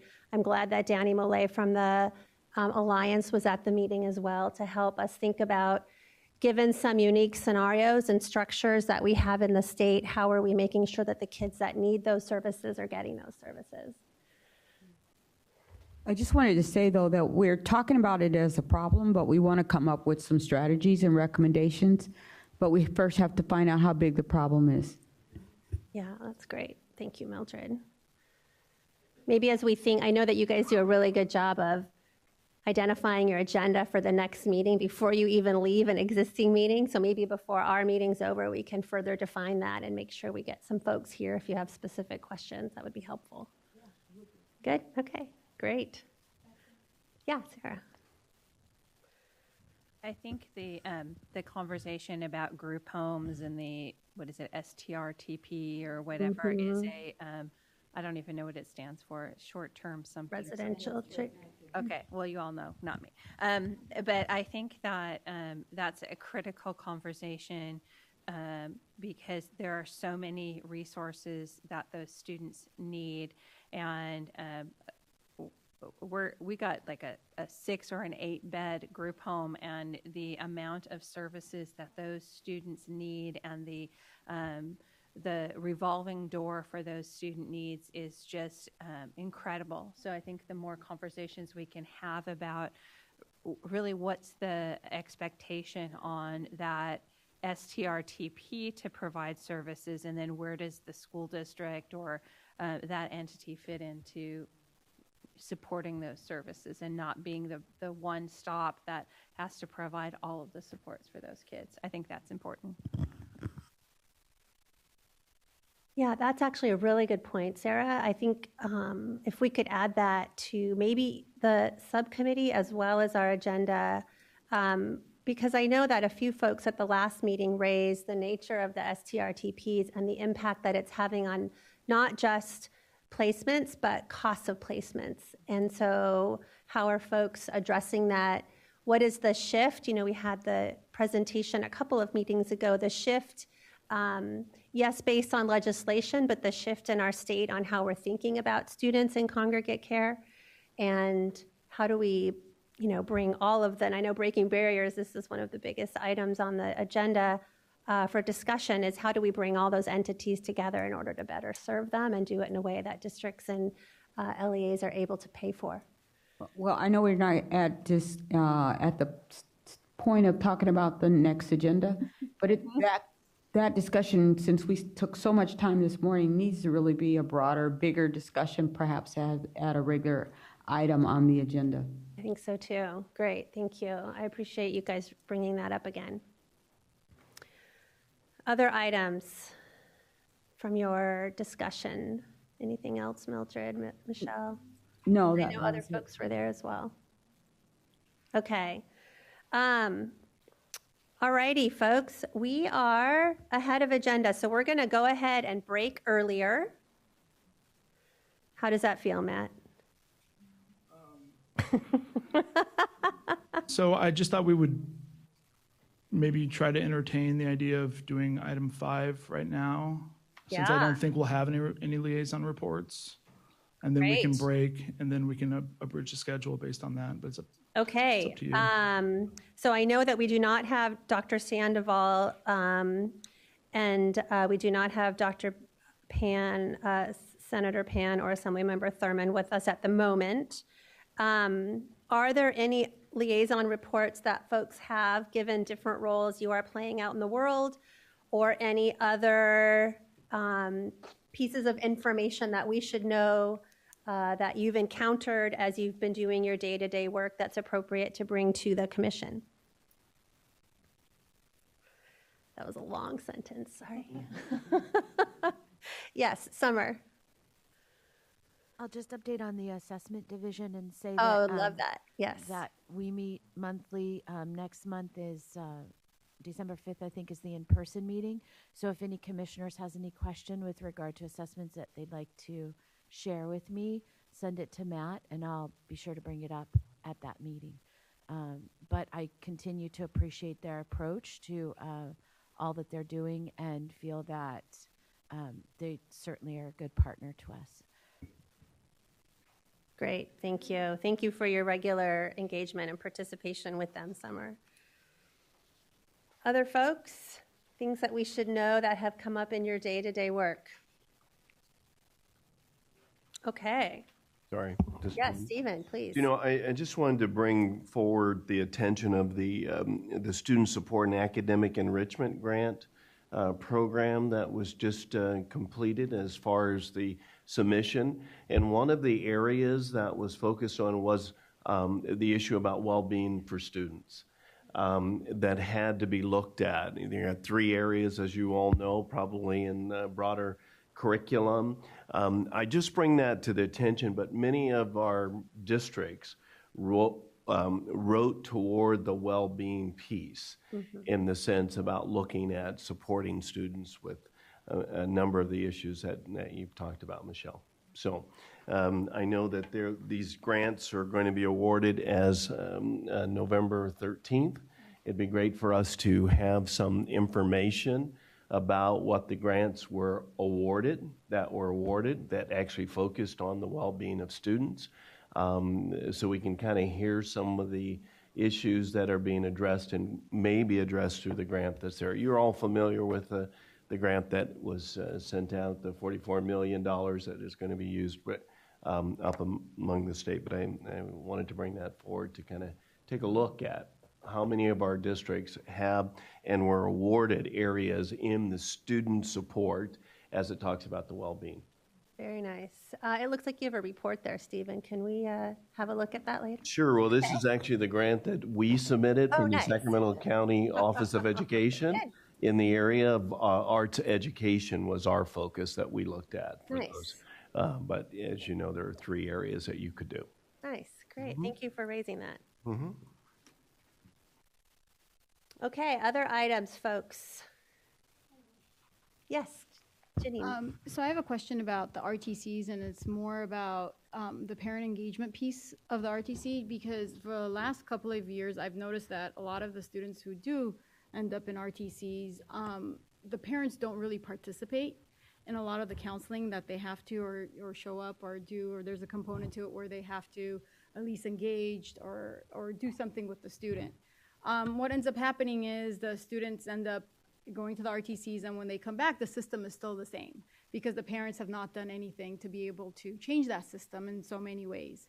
I'm just wondering if this is happening in other districts as well, and if there is something that we could possibly look into as just saying that that is a component. Because a few weeks ago, I know I was sitting in a meeting and the parent just said, I want my child out of state.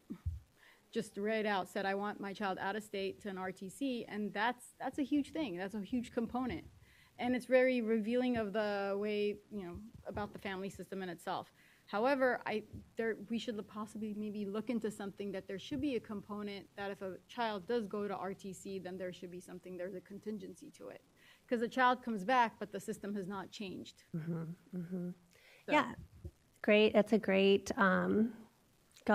critical need that, the impetus for a student in many cases being placed in a residential treatment center, either in-state or out-of-state, really is demonstrating, in some cases, a need for that family system to have some support. I don't know what the requirements are out of state or in state for parent involvement. I know they do vary. And so maybe we could put on the list for discussion items to get an update on that. But I see Mildred's hand. She probably has an answer. It is a part of most of the IEPs. However, the challenge is if, in fact, you're sending a student out of state, the parents have major concerns in regards to how to access counseling sessions. I really don't think the best, that there's a good vehicle if you're out of state unless you're face-to-face. And right now, many of those counseling sessions are on Zoom. And sometimes the technology and the Wi-Fi that the parents may have available may not be strong enough or adequate enough for it to really be supportive enough for the family. Right. And many of the families, particularly families of color, complain about the concern around the lack of accessibility to their children. And it's, even though they demand to have their children in a more, what they think is going to be a better setting, many of those parents are asking for their kids to come back home because of the medication management and the lack of parent support. Oh, interesting. I did see that there is a provider fair in San Mateo coming up, November 8th. Oh, yeah. So to address, I think they will be addressing a few of these issues directly. So I'm glad you raised that, Janine.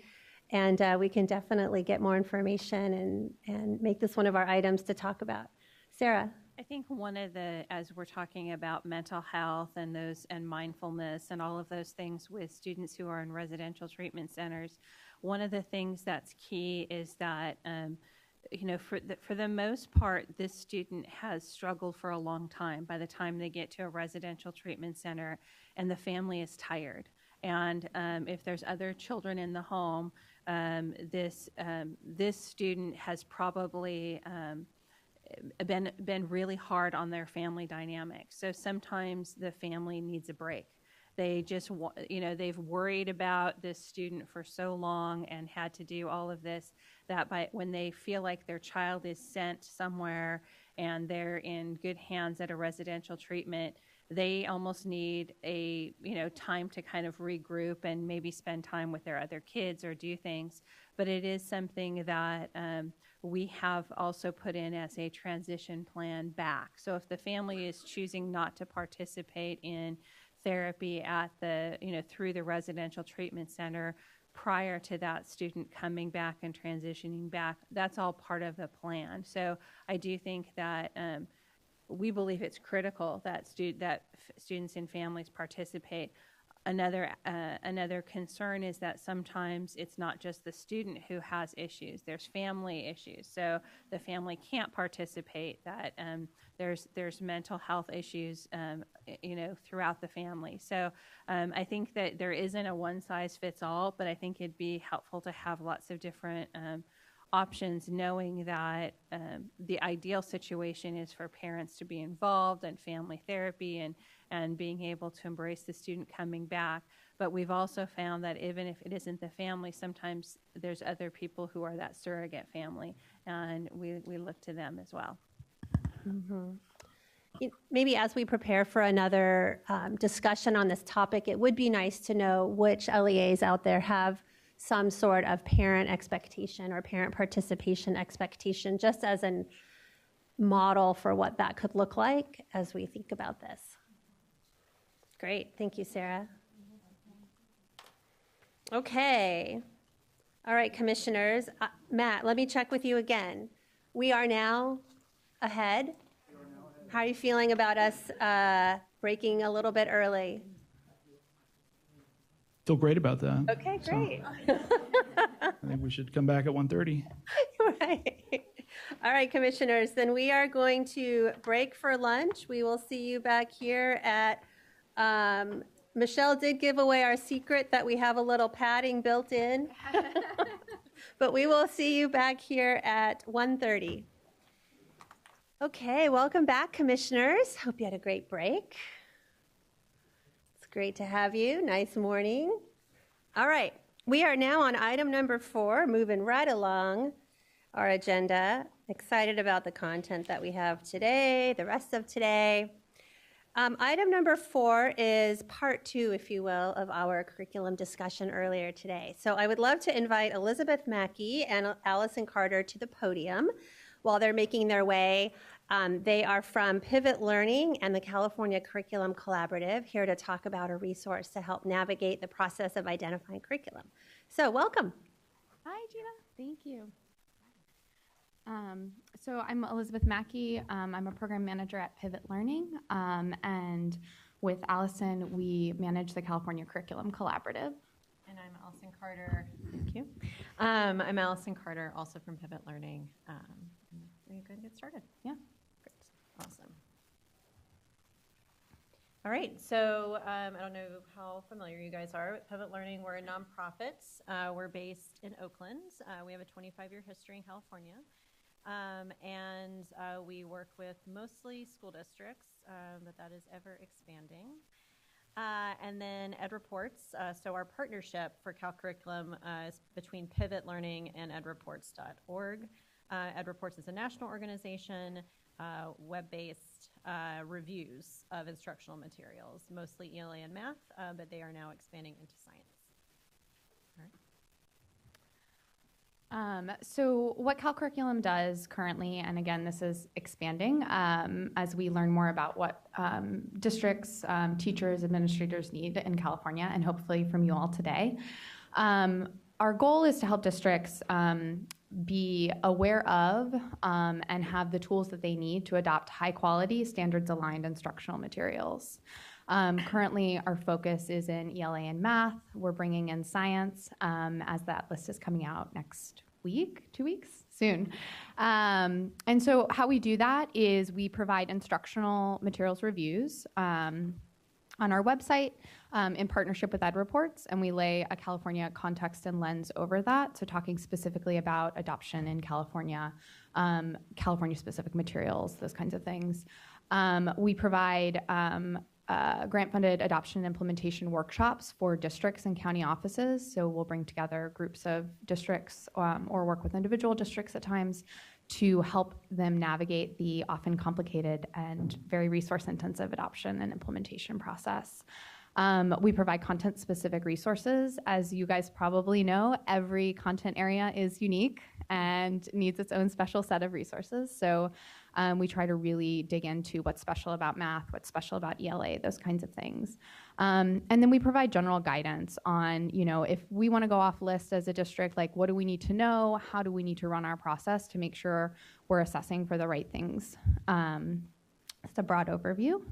And I think taking a quick step back and thinking about, what would be really helpful from you all as we're sharing a little bit more about what we do, is we'd love to understand sort of from your perspective, and I have questions as we go through this, what it is that, we should be thinking of or aware of as you think about your stakeholders, the folks you work with, to make sure that we're providing resources that are tailored to the needs of students with disabilities and special education.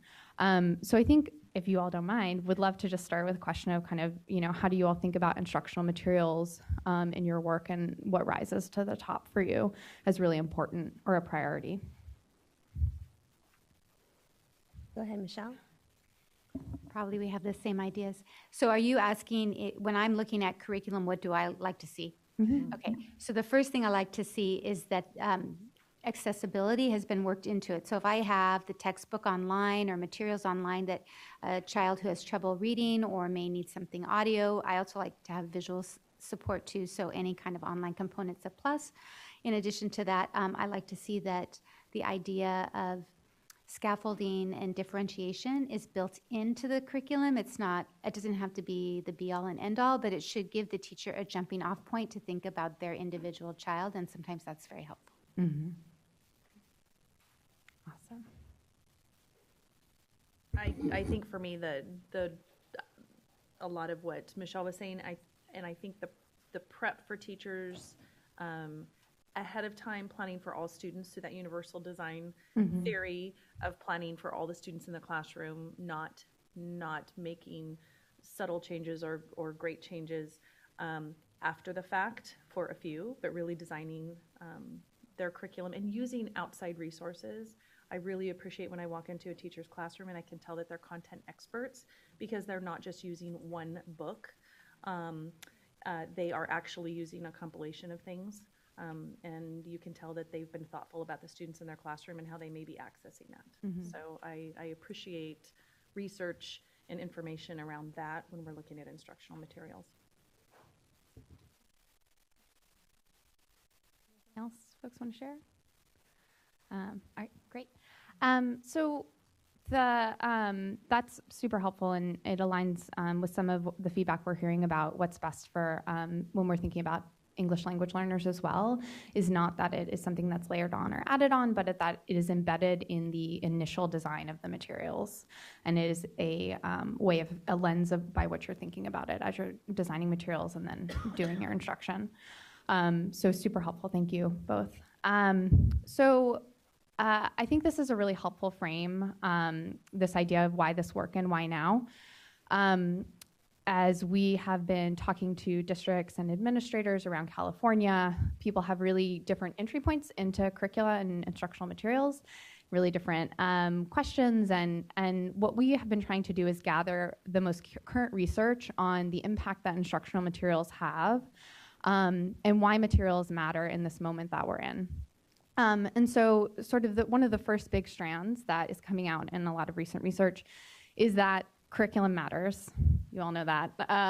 But there have been some really great studies recently on the specific impact of very specific instructional materials, and the ways in which different materials can have a really different effect on students' achievement or access to grade level materials. So generally just trying to align folks on that base, right? Like we all kind of norm around that message. And then the second thing that is much newer, but is starting to emerge more and more, is this idea of how access to grade level materials and rigorous curricula can close gaps. So a lot of the initial research that's coming out is related to vulnerable populations being put into gifted classes or being able to identify a more rigorous pacing for them and their ability to meet those benchmarks. But we think it also implies like a much broader message around all children need to have access to grade level materials. And then the third thing that is coming out, Ed Trust West did some assignment research I think in 2015. And then the New Teacher Project just put out a very big research paper that also addresses this, but it's about the access that students have to grade level materials. So are students being given things that are on grade level so that they then have the opportunity to achieve mastery of those standards? So we feel like the combination of these things is really setting a tone right now from a research standpoint and an advocacy standpoint for us to be able to bring this conversation to the forefront. And as we're doing that, we really want to be focused on these issues of equity and access. And I think particularly from you all, thinking about students with disabilities and access. There's just one thing that I'll add is like thinking of good high quality instructional materials as tier 1, right? So that everyone should have access to that. And then talk about tier 2 and 3 building on top of that. Yeah. And then another piece that kind of lays alongside this is just the access that teachers have and districts have to Common Core aligned materials. So these are some statistics about how often districts find it challenging to find Common Core aligned materials, and then teachers' agreement that those materials are aligned. And then finally, what do teachers do when they feel that their materials aren't aligned? They go out to resources that have varying degrees of alignment to standards.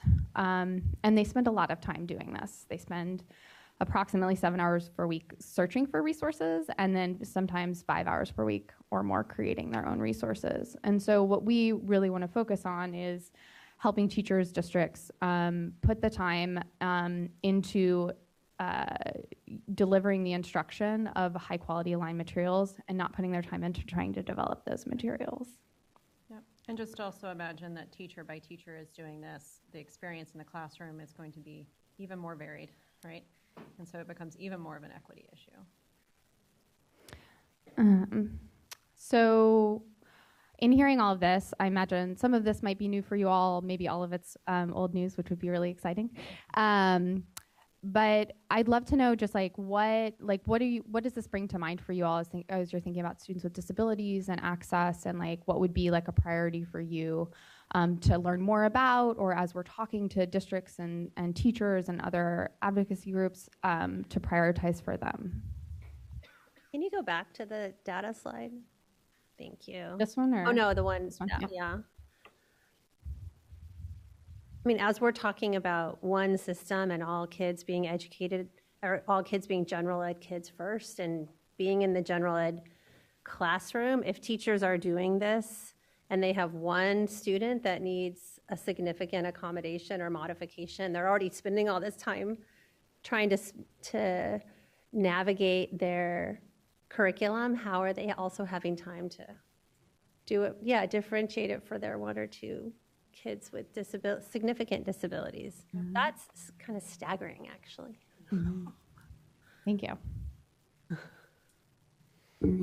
I think something that concerns me just looking at that and thinking about how teachers are becoming content experts and being able to design instructional materials. That used to be a primary expectation. Mm-hmm. And I do think there's value in that. I think there's value in understanding how to develop and create instructional materials that are relevant for the students in your class, because I have yet, as an educator, to find something that is packaged and given to them that really meets all of their needs. And it concerns me a little bit that I'm seeing 7 hours where I'm researching and looking for those, and do I really have a rubric or a methodology that tells me whether or not what I'm finding or even how I'm looking is sending me into areas that are going to be research-based and connected and aligned and all of those things. So I think a combination of not only giving our teachers those tools and materials, but also teaching them how to design and create instructional materials, I think that will quickly become a lost art as we become more tech-driven and just, give it to me quick and let me find something that I can use quickly. And I think sometimes our kids do require something a little more design-heavy, and I think our teachers need to be content experts and be able to do that work. So that concerns me a little bit. That was the numbers that jumped out at me. So I'm spending 7 hours researching something and only 5 hours actually designing my own. Interesting.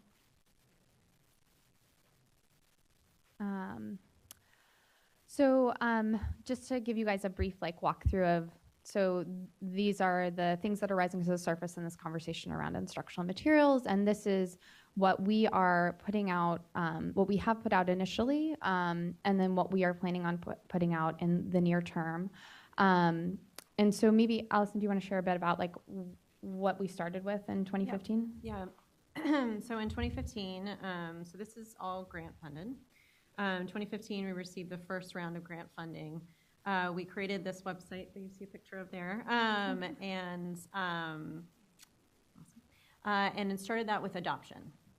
So we were really focused on in the math and ELA because that's where Ed Reports has their reviews. So, however, in 2015, a lot of districts had already adopted. And so when we went into counties and districts, we heard a lot more about implementation. And so what we ended up doing is doing more of our workshops that we developed and implemented during that time period, focused on implementation in ELA and math, in a lot of places where they had already adopted. So they had adopted without a lot of guidance, and maybe had adopted stuff that wasn't as high quality or had big gaps, or both. And so we did these implementation workshops for them to use the Ed Reports reviews to look at their materials, identify gaps, and then identify in the workshops, we actually identified where they might find supplementary materials or other resources to fill the gaps, because none of those districts have the resources to adopt again in the 2 or 3 year span right after they've adopted. So they had what they had, and so helping them fill those gaps.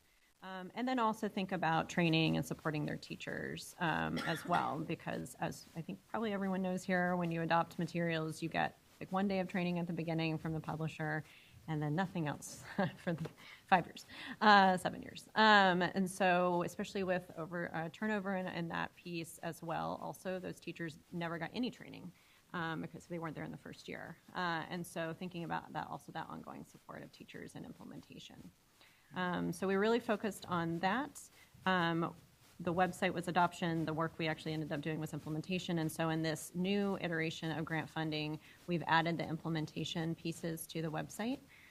We are also, though, building out adoption as well, especially with science. And then you can see also that we added science specifically because of the work that's being done here in California. Yeah, and I think, from you all, what would be great to know, we're, as Allison said, really focused on Tier 1 materials currently. And I think, we're building out more refined resources and more specific resources. And so in thinking about, the materials that we have on here, adoption guidance, reviews, what kinds of things might be helpful to administrators and teachers who are looking to better understand whether or not materials meet the needs of their students, and particularly, students with disabilities, students with special needs. Do you all, and I won't go into like the details of the website, but do you all have any like initial thoughts or feedback on things you would want to see on the website, or things you think would be useful to stakeholders to lay alongside this like core Tier 1 material? I would really want to be able to see something that talks about culturally responsive curriculum. I guess my concern is that I do know that teachers do spend a lot of time. I was at a meeting the other night where the parents were really upset that and it was a lesson and materials that the teacher had created.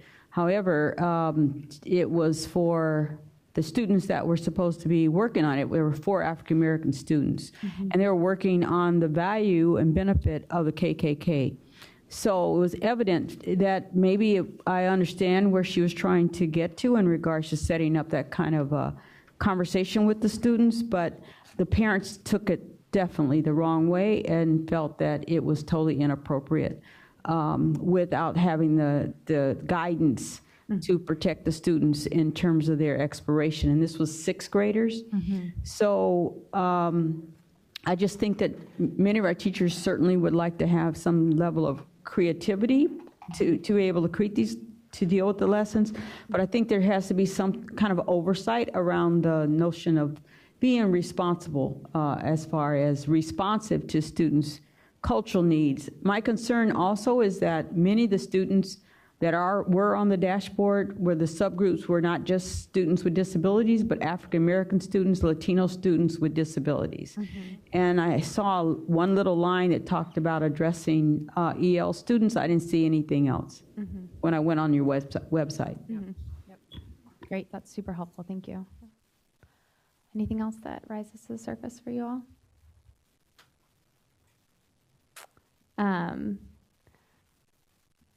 So I think we talked about all of these things, yeah.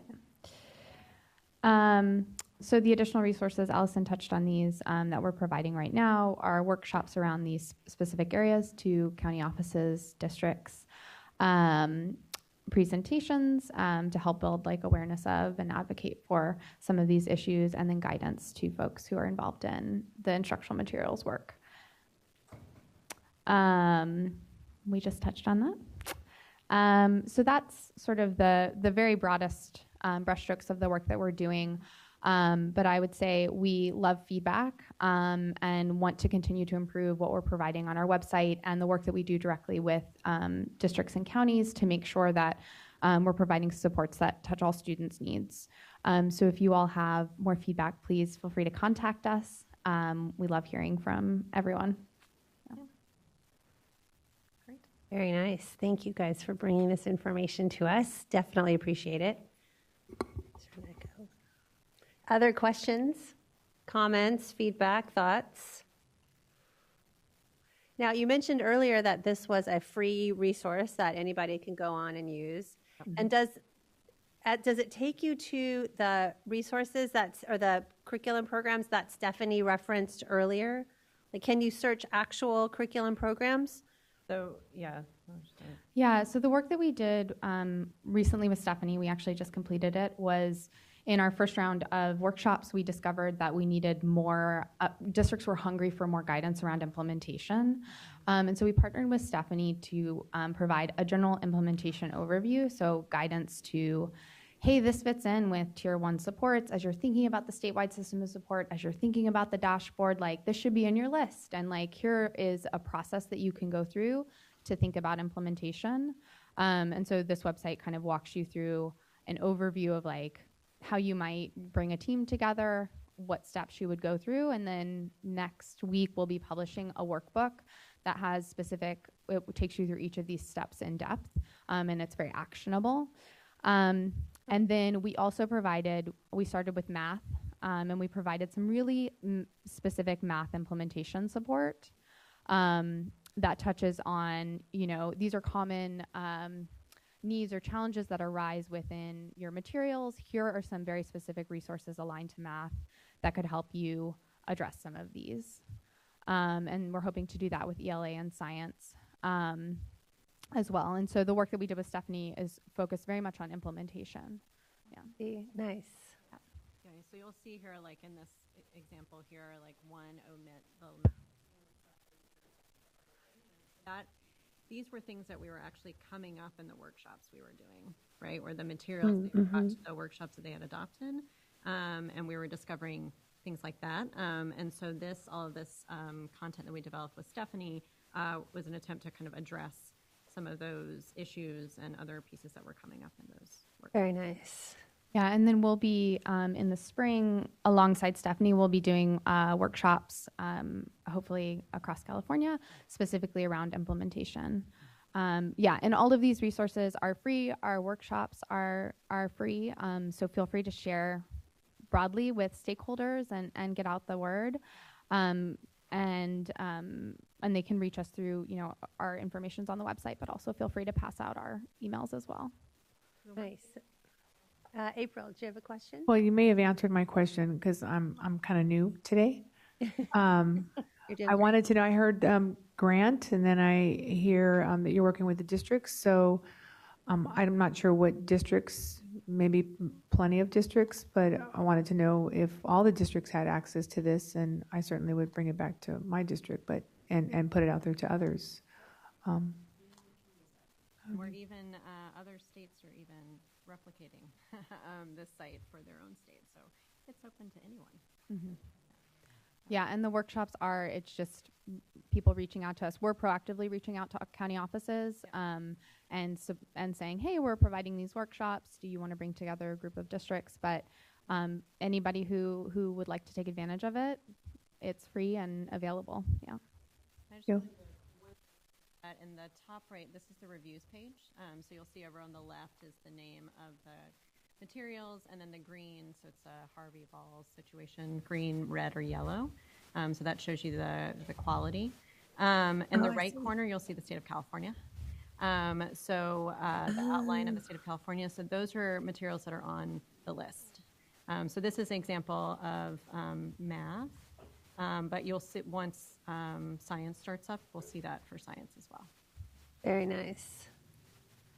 And so that top one is an example of an actual curriculum program. Mm-hmm. Okay. You can see. And so the red and the yellow are not aligned. So an LEA should look at those and know that that's not necessarily the. And you can kind of expand this out to see a slightly deeper view for how Ed Reports does it. They look at alignment within the shifts of a specific content area, and then usability, which is at the top of most teachers' lists for materials. And then you can also navigate to their site to read the full, it's like 50 pages. It's a very in-depth. They go through every single line on every single page. It's a very comprehensive report, so it links directly to that as well. Very nice. Great. Other questions, commissioners? All righty. Well, thank you, Allison and Elizabeth, for coming up. And it looks like we have Stephanie back with us. Yeah, please do. Please. Just a little bit of connection and context for you. Good. So the state level review is kind of a first level review, like I said earlier. So it's just a matter of, are the standards there or not? It doesn't dive into how well the standards are covered, how in depth they are covered. So that's why our districts need these types of tools, is to see that more in-depth level review. And also the tool regarding the implementation piece is really around our districts that have been identified for differentiated assistance. Now when they go through their root cause analysis with the county offices that are supporting them, and they determine there's some implementation issues, there's professional learning issues, they can utilize this tool to really hone down in what do they need to do better? Nice. Where do they need to go? So just kind of putting these tools in context for you a little bit. Very nice. Thank you so much for your time. Yeah, thank you very much. Okay, commissioners, item number 6, we are moving on. Okay. So this is our opportunity after lunch. Now you've had your, thank you, rest time, right? Well, no, I didn't mean that in relation to the presentation, but now we're getting up and moving around. You are back from lunch.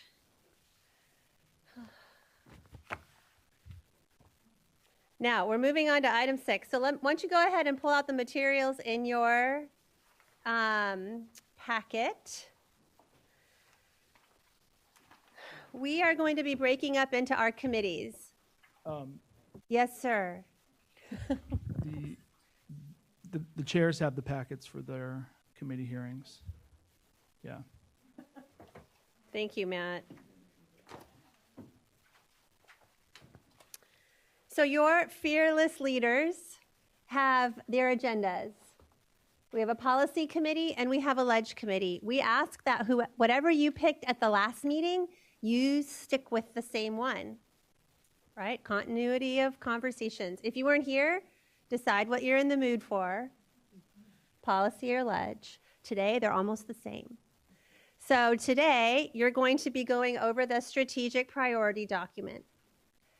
You're going to be looking at the strategic priority document that we made in 2016. Some of you were here with us in that process. And you're going to be deciding, are those still the priority areas that are important to us? If so, is that still relevant language or does it need to be updated? I'd love for you to do this activity with the lens of, we have a new opportunity in front of us with a new administration coming on board in January 2019. And you as an advisory body, Maureen Burness reminded me, and this is, this activity follows a conversation with Maureen. She reminded us that, we are an advisory body and we are a diverse, in many ways, advisory body. And we have the opportunity and the responsibility to inform the legislature, the state board, the governor, CDE. We are partners, thought partners in the work, and we should be the ones they are coming to inform their discussion, inform their policies on anything related to students with disabilities. So given that, how do we want to introduce ourselves to the new administration? This is our opportunity to step up and say, here is your advisory commission on special ed, here's what's important to us, and here's how you engage us. So the first part of that conversation, we'll be looking at the priority document and deciding how you want to update it. The second part is in response to the resolution adopted by the the United Nations on Human Rights. Hopefully you all had a chance to read through this document. And just as a reminder, that United Nations, for many years has had a focus on violence against children and making sure that this was an issue that they responded to, that they had working groups around, and they adopted this resolution back in December of 2016. Prior to that, the United States House of Representatives adopted their own resolution on children's rights. I will say that I'm glad we have one, but it's definitely not as comprehensive, and it definitely did not capture my heart the same way that the United Nations document did. This goes in depth into, we as educators, we are here because we love kids, right? And it's our job to do as well as possible, making sure that all aspects of kids are taken care of as they go through their educational process. This document goes in depth into a number of areas, and it's so timely. There's a whole section on migrant education and how migrant children should be treated if they're in our country, which is not what we're going to talk about today, but I highly encourage you to read it. It will definitely pull at your heartstrings and hopefully compel us all to be thinking about what we can be doing. But it also goes into educating all kids, and specifically students with disabilities. There's one section in particular that addresses how students with disabilities, what are some bare minimums that we should be thinking about. I'd love for you and your groups to be using this as a lens as you think about how we want to introduce ourselves to the new administration. So what are some thoughts? What are some statements? What are some things that stick out to you that either we could put in the form of a letter, we could use as our talking points when introducing ourselves to the new administration, and we could update our mission and vision statement on our platform document. I don't want you to get into the weeds on a mission and vision statement. While it's very important, it's not how we're going to spend our time today. But just think about what are the high-level takeaways you have from this document. So those are the two activities that are consistent across both groups. And then there's a couple others unique to the Policy and Ledge Committee discussions. We are going to break into our committees. One group will meet here in the boardroom, and one group will go right next door into the media room. We will meet from 2:15 to 3:30. Yes, I thank you for the nod, Matt. All right. And your leader will have agenda items. We'll come back and you will report out on your recommended updates to the platform and any recommended statements you have around how you think we should be addressing or introducing ourselves, if you will, to the new administration coming on board. What did I leave off, Matt? I was just going to say we have a scheduled 10-minute break at 3:30, so we'll be coming back to the dais for the whole full commission at 3:40. Again, ready to report out. Chairs of the two committees, if you can provide me with rosters of the people who are commissioners who are in your committees following the meetings today, that'd be great, so I can fill out our committee roster document and update that for everyone. That'd be great. Great. Okay, let's have our policy committee out here, our ledge committee in the back room. Let's go ahead and, any questions?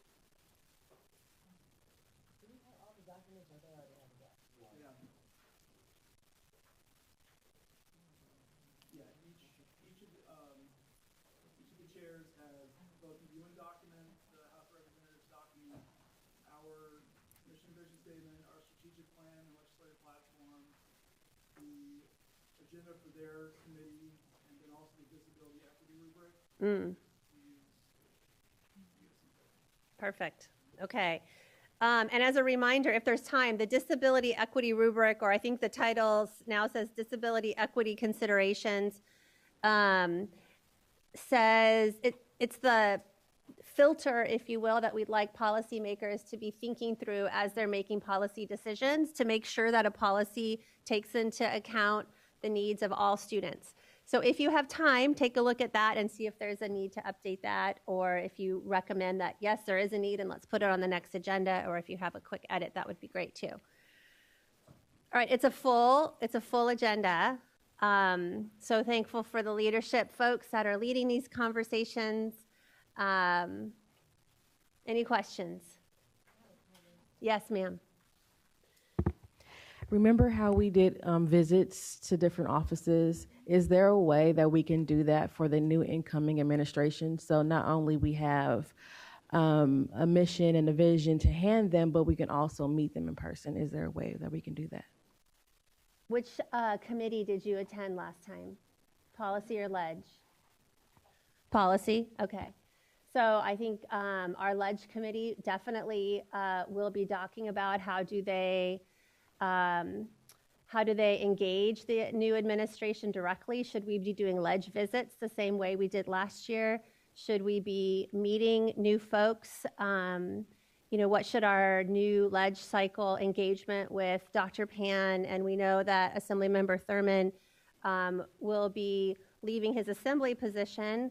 And so someone will be coming into that position, and how do we engage them as well? So I think the Ledge committee will definitely be discussing that. Thank you for raising it, Havania. All righty, then let's go ahead and break. We'll see you back here at 3:40 after our 10-minute break. Welcome back, commissioners. All right. Thank you for that time. Lively discussions. Excited to hear about it. Really appreciate, again, leadership in Kimberly, Summer, David for taking on these committees, facilitating the conversation. Just excited about the work we're doing. So who wants to give us a report out on discussion within your committee? Any recommendations that you may have? Let's go. I'm ready. I have, before I forget, and I also have a team here that is going to chime in, okay?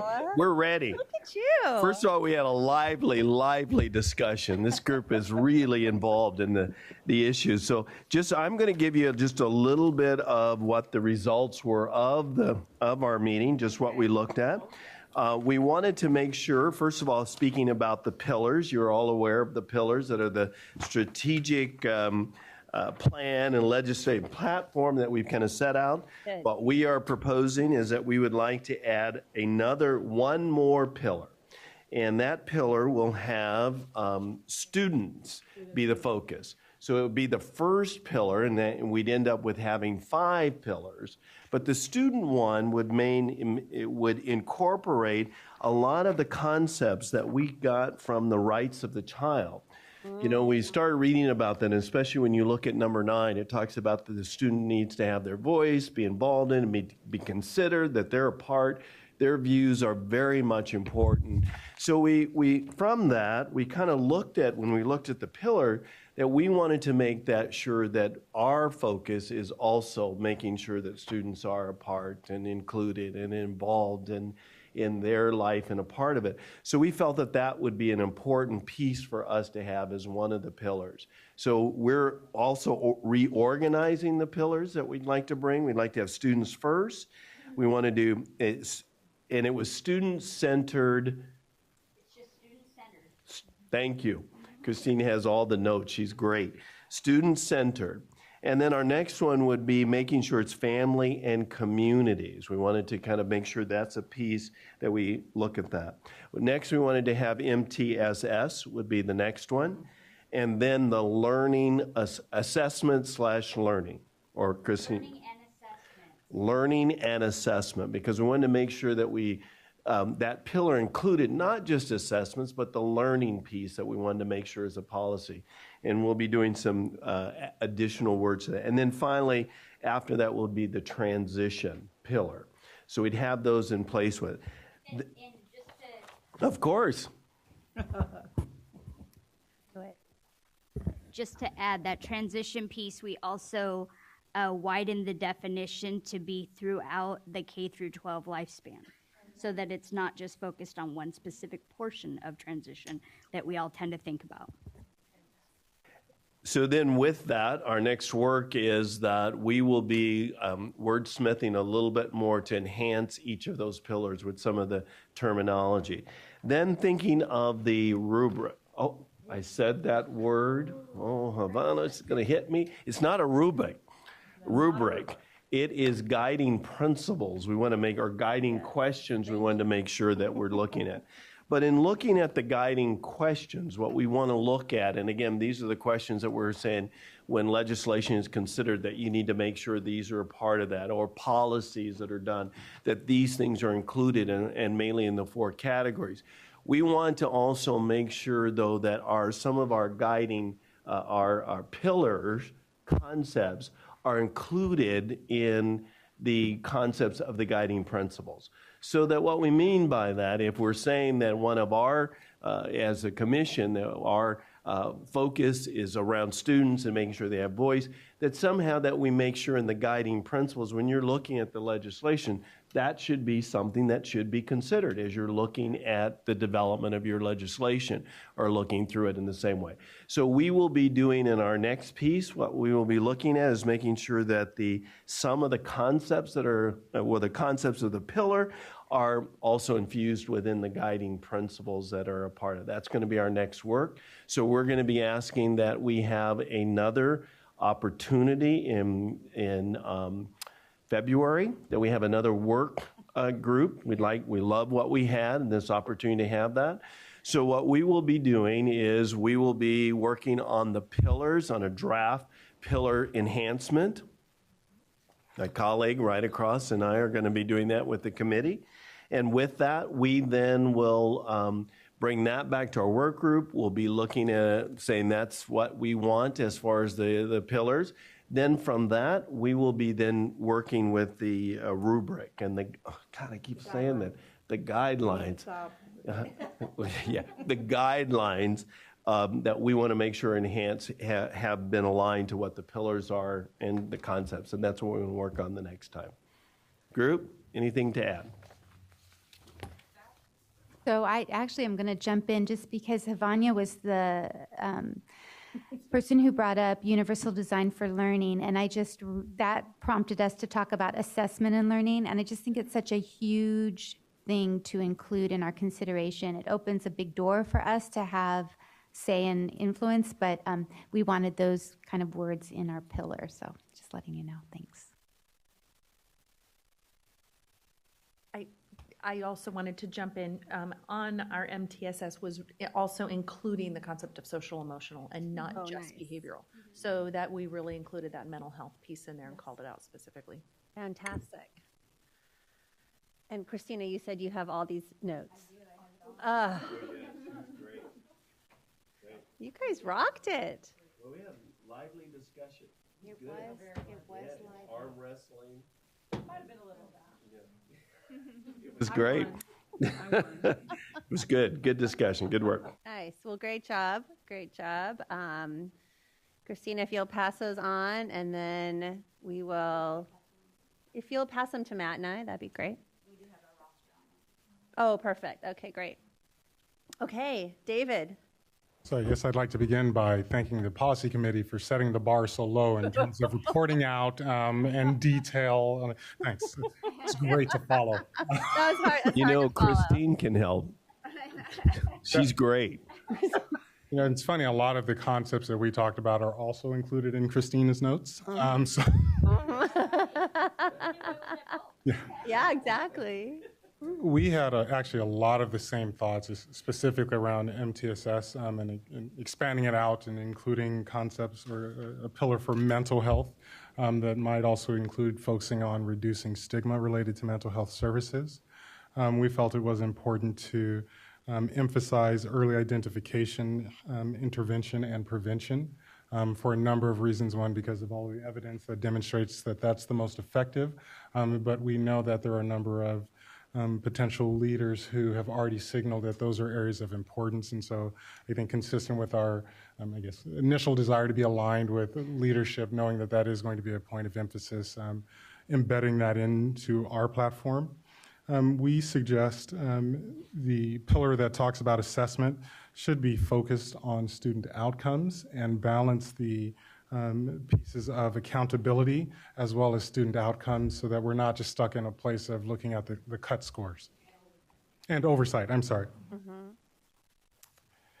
Let's see, I believe, we believe that it's important to continue the language around the opening paragraph around the one coherent system and the statewide system of support, and weaving conversations or the themes around adequate funding and resources for program operators, districts, and even support resources for parents need to be in place as well.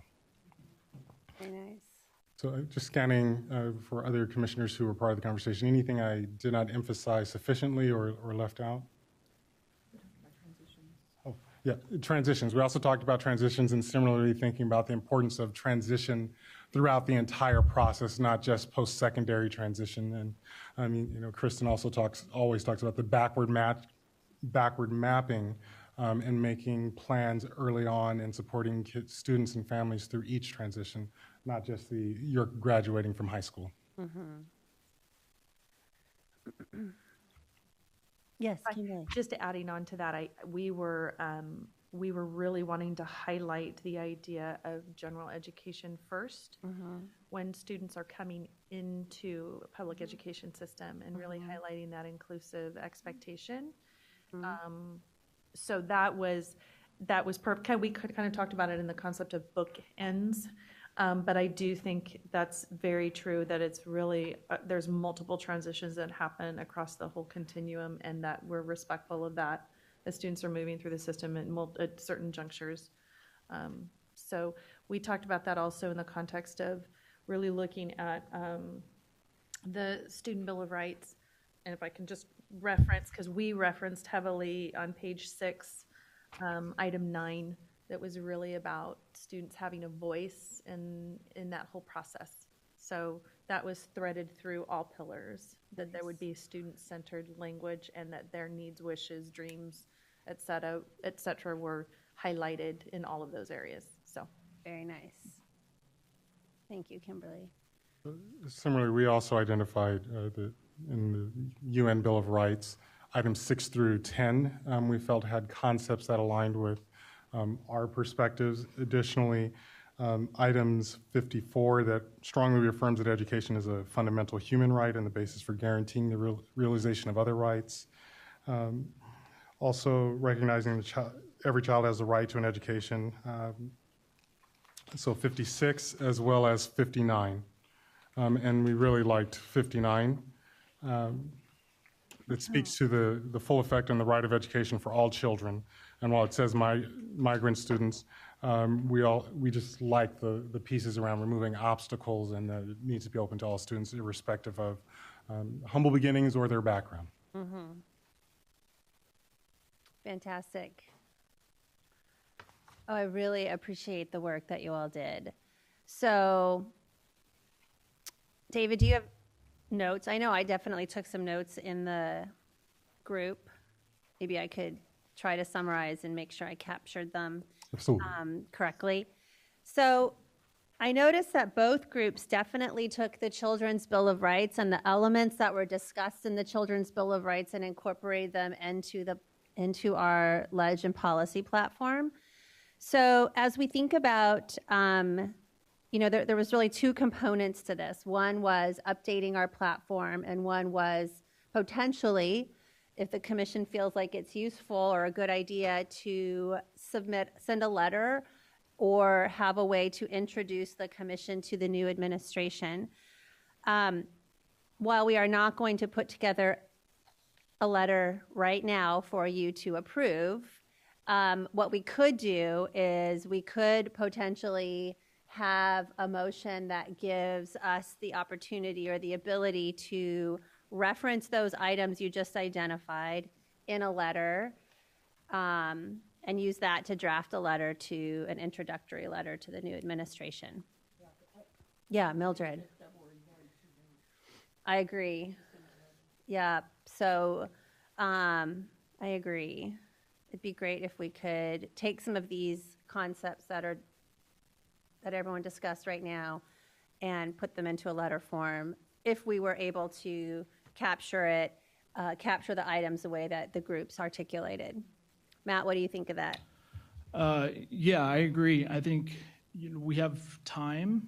The election's in a couple weeks, but as far as when the transfer of power happens, I believe for the superintendent it's early January, and so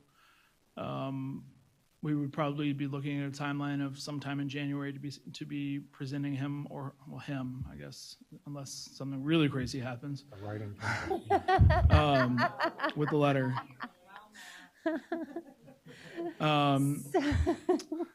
So, we can put together something and send it out and see, So we need a motion. We would need a motion, yes. Correct. Well, not an in-person meeting. We talked about it during our group session, and one of the things we were talking about was the possibility of doing just a conference call, just so that we could get some things situated, because we're losing a lot of time. That's the bottom line. And there are people interested in our group, at least 3, that are willing to do that. So to do which part? To write a letter. No, can I clarify? I just want to clarify in our group. I think we were talking about the work of doing I almost said rubric, the guidelines and the pillars, yes? Mm-hmm. But are you talking about something, Jeannie, you're talking about a letter, correct, that just summarizes kind of our input today? That would be that would be an introduction of the group prior to our February meeting, which we feel would be too late. Yep. So I am giving the option of a letter that would introduce the commission, what our function is, what's important to us, what our priorities are, and updating the Ledge platform with the feedback that you all just gave. We could go ahead and do that and then submit it, and then we can review it and make edits when we come back in February, but to wait until February to send it does seem like it's too long. So could I recommend then, for example, Steve and I were going to work on some pillar language, and are there individuals in the Ledge group that were interested in that as well? And could we work on that and submit it by early enough due date that would give you some language for the potential letter? Love it. Okay, and then we would have input from both groups with working parties. Love it. And then the letter could be devised and get out in January prior to our February meeting. Yep. And this is Christine. I'm willing to work with you, Gina, on the letter. Beautiful. Thank you. Madam Chair? Yes. Yes, David? I was going to make a motion, but if there's a question, I'll hold off. Oh, yeah. I'm confused on how we're going to... You turn your thing. I'm confused on how we're going to, as a commission, as a body, work on a document and then have edits and then send it to administration before we meet in February. How is that logistically going to work? Yeah, that's a great question. So we do not have the option of coming back together to meet as a body. So our options allow us to have 1 or 2 folks take the feedback that we just shared and put a draft together and go ahead and use that draft, and then come back in February. And if we want to make edits, that's fine. But right now we got feedback from both groups, and we have some folks willing to take that feedback and incorporate it into the document.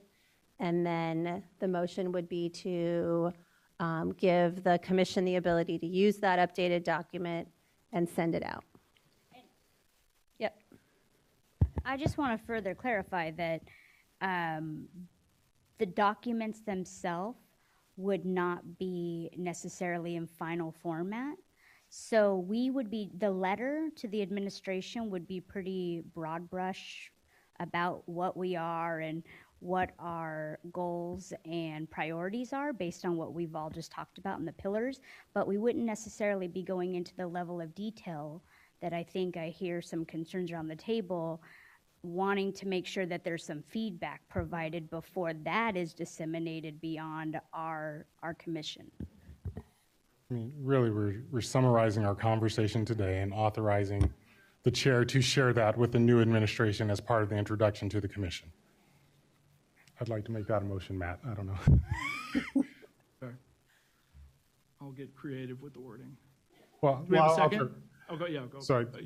So everyone in their meeting packets has two motion forms, so if you would like to fill That's one out, okay. David. You just state the motion, David. I always have extras. So, it's your motion. So I make a motion that we authorize the chair to summarize our conversation and additions to our platform and areas of priority to create a letter of introduction to the new administration prior to our February advisory commission. I'll second that. Who seconded? Kimberly. Kimberly, okay. Okay, so all in favor, raise your hand. Oh, no, well, do we have discussion first? We have two Okay. people seconding. Oh, okay. So all in favor, raise your hands again, I'm sorry. Is that everyone? Anyone no? Abstaining? All right, thank you. Motion passes, unanimous.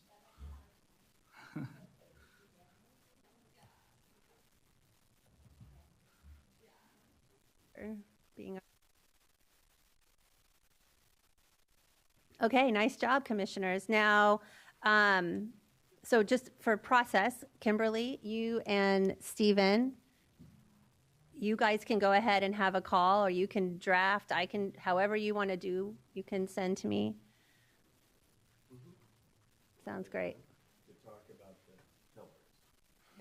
Right, I want to get clarification on that. So when we left our group, and I want to make sure that our group continues to be comfortable with that Steve and I would work on those pillars, create a draft, and be willing to come forward to the next work group. But the rest of the group is working on the guideline questions to have input when we come back to the February meeting, so that we would be coming back with the pillars, a framework for that, and that the rest of the team would be coming back with input on the guidelines, and that February meeting would be the meeting, that work group would be that conversation. So in the interim, we're also going to have your draft pillar and a letter that will go to the new administration. So, and did you want to help with that too, Christina? No? Okay. Okay. So when you say, Kimberly. We would not actually send the draft pillars in this letter. You're just going to talk about some of the changes, the things as an overview. Okay, that's what I wanted to. Kimberly, when you say the rest of the team are working on the guide, are you talking about the other commissioners on the policy? Well, that's what I want to clarify. That was the discussion within our group, with the understanding that there was another group working on largely the same work. So we just want to know how to integrate that information, and if there's anyone else that's going to be simultaneously working on that. And this is the disability equity considerations or guidelines. Right. So you should work on those. I'm glad that you had that discussion, and you should bring those back to the next meeting. Right, but how can you work on them? Individually. Oh, okay, because I was going to say legally, you can't. Individually. Yeah, and the two of them are going to work on the pillars. Everyone else is going to bring their feedback individually to the February meeting. We'll make sure this is on the agenda. Right. But what I want to make sure is that there are not others from the Ledge group that had that same conversation. No, everybody's like, no, thank you. Well, our plan So was, we're good. our understanding was we were going to need to reconcile our thoughts around the platform and the pillars. Okay. We'd begin that conversation today and have a more robust conversation in February when we're moving into finalizing. Okay. But I think the two groups had a different lens in regards to rolling it out. We may have had agreement on some of the key issues, but not the way, we did not have the same way as far as the pillars. We had some of the same content. That's why we're going to have a draft and then come back and I'll be able to look at a draft. Yep. So so both groups' notes can be shared with Steve and I, so we can make sure and incorporate all pillars in order of pillars. Yep. Draft. Okay. Yep. You and I will make sure that is aligned. And the equity guidelines were not on our agenda in the legislative committee. Right, that was strictly for the policy committee, so that was the difference. Good. Should I report out on the specific Yes. items? Thank you, David. Yes. So the other portion of our conversation, Matt shared a review of the bills that we took positions on in the last legislative session. AB 1951, the Pupil Assessment Pathways to College Act. We were in an opposed position and it was vetoed by the governor. AB 2704 by O'Donnell, the Special Ed Programs, Family Empowerment Centers. We were in a position of support. It did not pass out of Appropriations Committee. We also, the last bill that we took a position on was AB 3136. We had a position of support. The final result is that it was held in the Assembly Appropriations Committee suspense file. The other piece of our conversation was looking forward to the 2019 legislative session and some of the activities that we believe we should strongly consider as a commission and following through on are repeating the spring tour of the Capitol and information sharing. Consider maybe at the February meeting from Voices of the Field, focusing that on legislative priorities of our different stakeholders and voices in the community. We suggest inviting the new superintendent to the commission for a face-to-face introduction and opportunity to dialogue. And then once we finalize our legislative platform, supporting legislation that aligns with the parameters of our platform. That is all. Fantastic. Robust. Yeah, that field trip last year I think is always a highlight over to the Capitals. Thank you for that. Okay, commissioners, nice job. That was robust. I can tell you guys, you did great work. So, all right, any last thoughts, comments on our committees, policy, ledge? Last questions before we move out of this item and into our last item. Yes, ma'am. Is there a way for us to have a meetup with the incoming governor as a body? Yeah, that's a great question. So that has come up in the past, and I think where we've landed in the past on the governor, on a few different folks, is that it's outside of our role. And so that's the purpose of our platform. And so taking it over to the legislature, I don't know that a meeting with the governor would be possible, but definitely engaging and letting the incoming governor and his administration, yeah, exactly, letting them know our positions on things is critical, because you're absolutely right. It is our job to provide information on anything that is coming up specific to students with disabilities. And we want them to know right from the beginning that, like we said earlier, we are a body of experts that they should be relying on. So I think the best mechanism is, and I could be wrong, but it feels like the best mechanism, or where we've landed in the past, is making sure we have a clear platform, providing an introductory letter. We could ask for a meeting with staff when we do our ledge visits. So definitely appreciate you putting that out there. It's something that, our State Board of Education and Dr. Sandoval is also a strong carrier of our messages as well.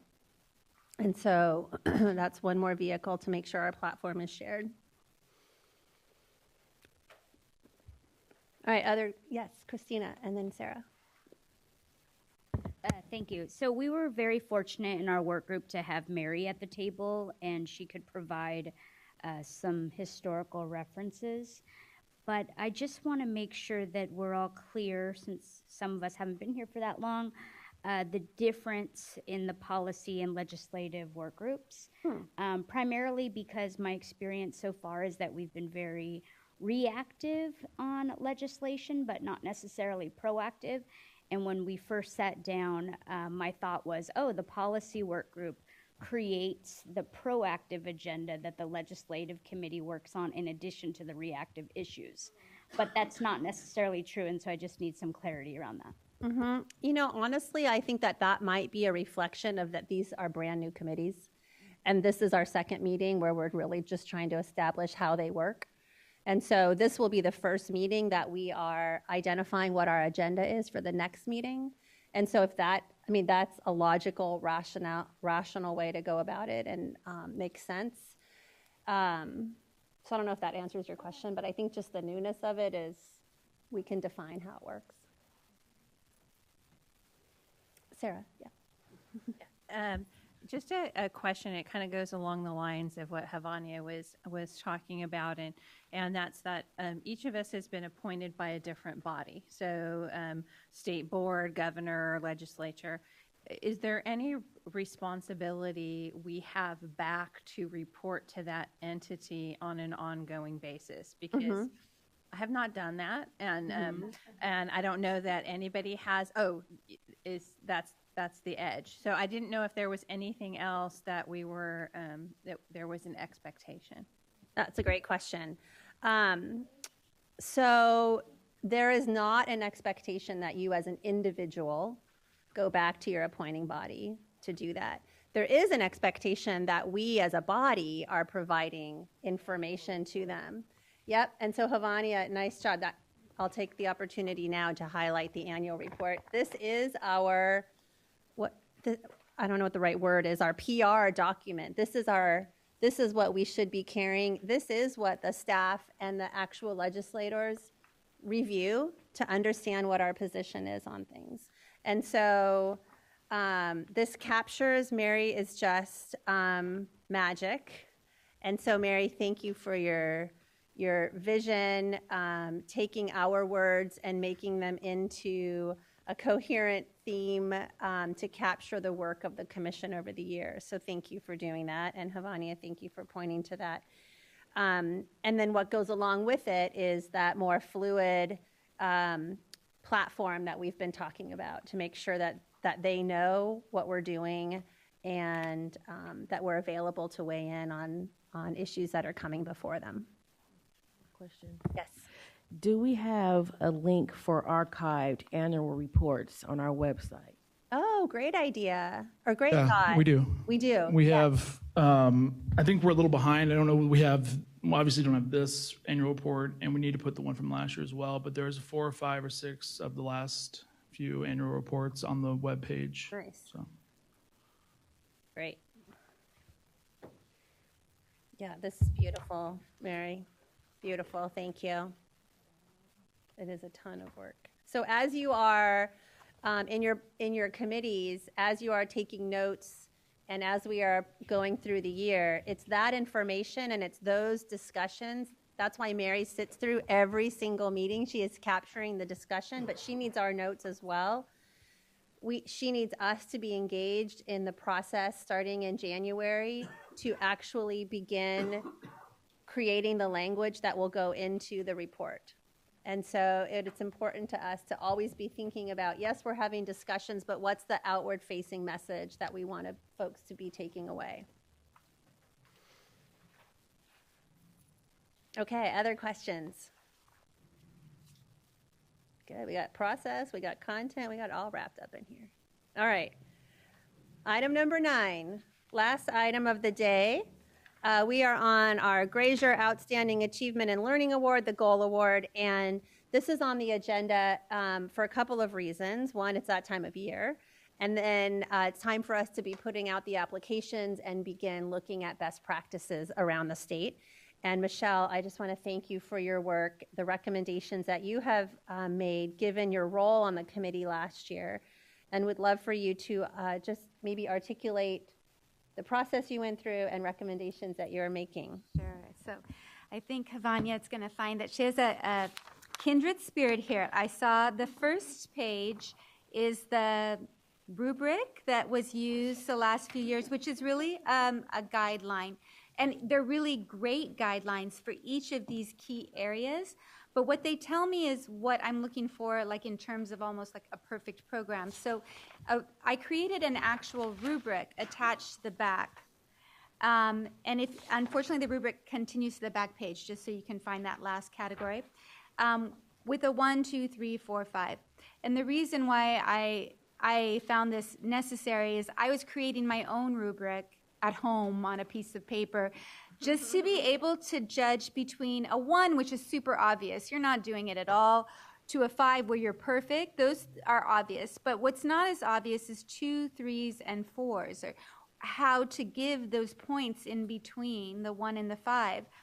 And especially because some of our goal award winners have literally won by 1 point. I know that the first time I did it, the top 2 were separated by 1 point. And so I had to go back and really consider what was I looking at. So I created my own rubric just so I knew that I was at least being as clear as I could be in terms of the point getting. And if I had my way and I had more space, I would have had a 1.5, a 2.5, a 3.5 column here for you, but I felt like I didn't need to belabor it. So what I did is I went and I took my understanding of a 1 and 5, and then I backward mapped from a 5 down to a 1 on what I would be giving in each of these domains. It's a good beginning. It still lacks a little clarity, and this is why. What I would consider a 3, even with these guidelines, might be different than what Gloria would. So what I would love to do as a team of people is to sit down and do what's called calibration. So we could even just do it with one previous goal award application that was kind of a middle range application where there could be a lot of gray area. And we each would score it according to this rubric or any adjusted rubric that we agree on. And then where we're not aligning, that's where we sit down and have the conversation so that we get on the same page about what we all mean. Then when we go home and score the goal applications individually, we at least have a common understanding of what we're looking for and what is a 3, what is a 4, so that it's just a little bit more meaningful when we assign those points. So anyhow, take a look. I know it's a lot of writing, but what it does is it delineates all of the bullet point elements under each of those key areas and tells you what would qualify for a 4, what would qualify for a 5, what would qualify for a 2. This is just a first stab at it. The only other person I asked to look at it was Kimberly. I could only talk to one person. As you know, I'm not allowed to talk to more than one person at a time. And I can't talk to one person then talk to another person. So I asked her to take a look at it, and she did. I know she has a lot of experience, but any adjustments or suggestions, totally welcome. And that's it. So that was the underlying reason for it. So open to ideas.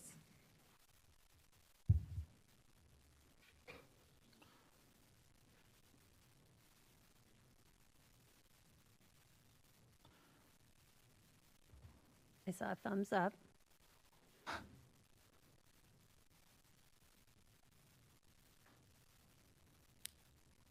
Yes, Matt.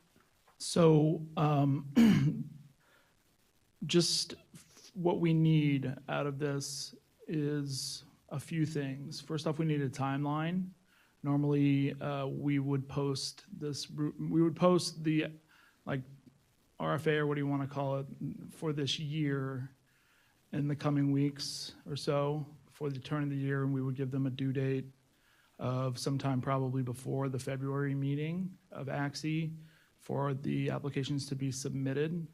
And then from there, we would provide those applications to the Goal Award Committee for review and scoring, where, with a deadline of this date, whatever, somewhere around 2 months out from the June meeting. Since we we're using more of the Operations and Planning Committee to do the Goal Award this year, what we're looking for is probably both some edits or suggestions to any changes to the document that you have in front of you that we can put together and have in the next few weeks, and then also volunteers to be involved with the process for scoring them in a few months. We could, so. Fantastic. So thank you, Matt. So the timeline, I'm okay with the same timeline that we have used historically, if you're okay with that. Folks that will be interested in participating in the review process. Last year, Mariano was the lead, and I know we had a few of you that did the important work of reviewing applications and making recommendations. So I would love to hear both who would be interested in just facilitating the process, which means making sure everyone has the rubric or the guidelines. Now I'm going to be... Okay. Okay. Okay, good job.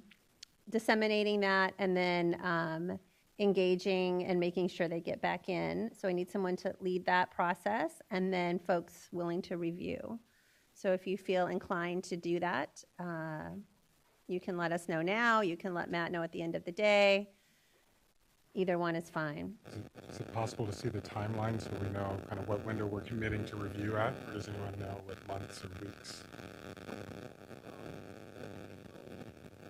Like I said, normally we would make the due date for the application somewhere around the Friday before the February meeting of ACSE. So from there, I would inform the people who would be reviewing the applications at that meeting of, the timeline for review, which would probably be sometime between the adjournment of that meeting and then like a month or so. So we have a time, or maybe the next two meetings, between those two meetings. So we have time to officially announce to ideally we would like to announce at the April meeting who has won the award. Last year we were a little off on timeline. So the timeline for when you would have to be reviewing is the 2 months between the February meeting and the April meeting.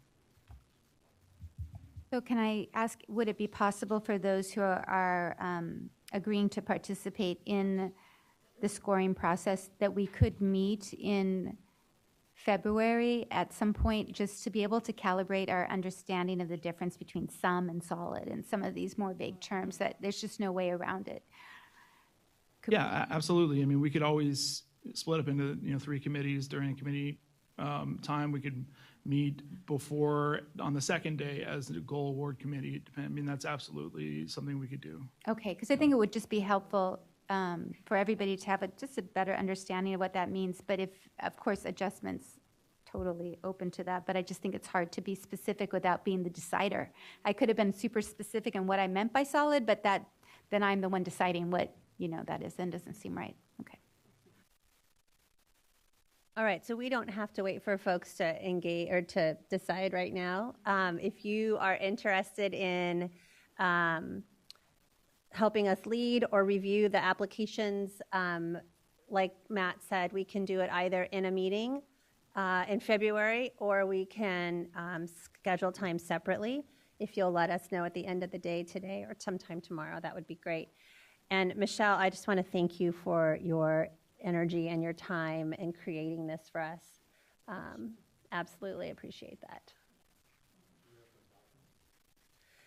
So I think that the goal award is not something that is part of our, we're not mandated or it's not defined. So I think an updated version that we use, and it goes up on the website, is that we're okay with that.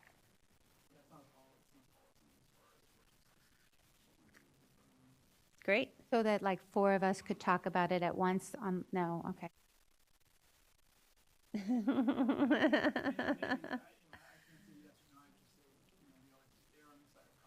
Yep. Perfect. Okay. Thank you, Michelle. Definitely appreciate that. It's an important part of our work and love having organizations come and present. Okay, commissioners, we've made it to the end of day 1.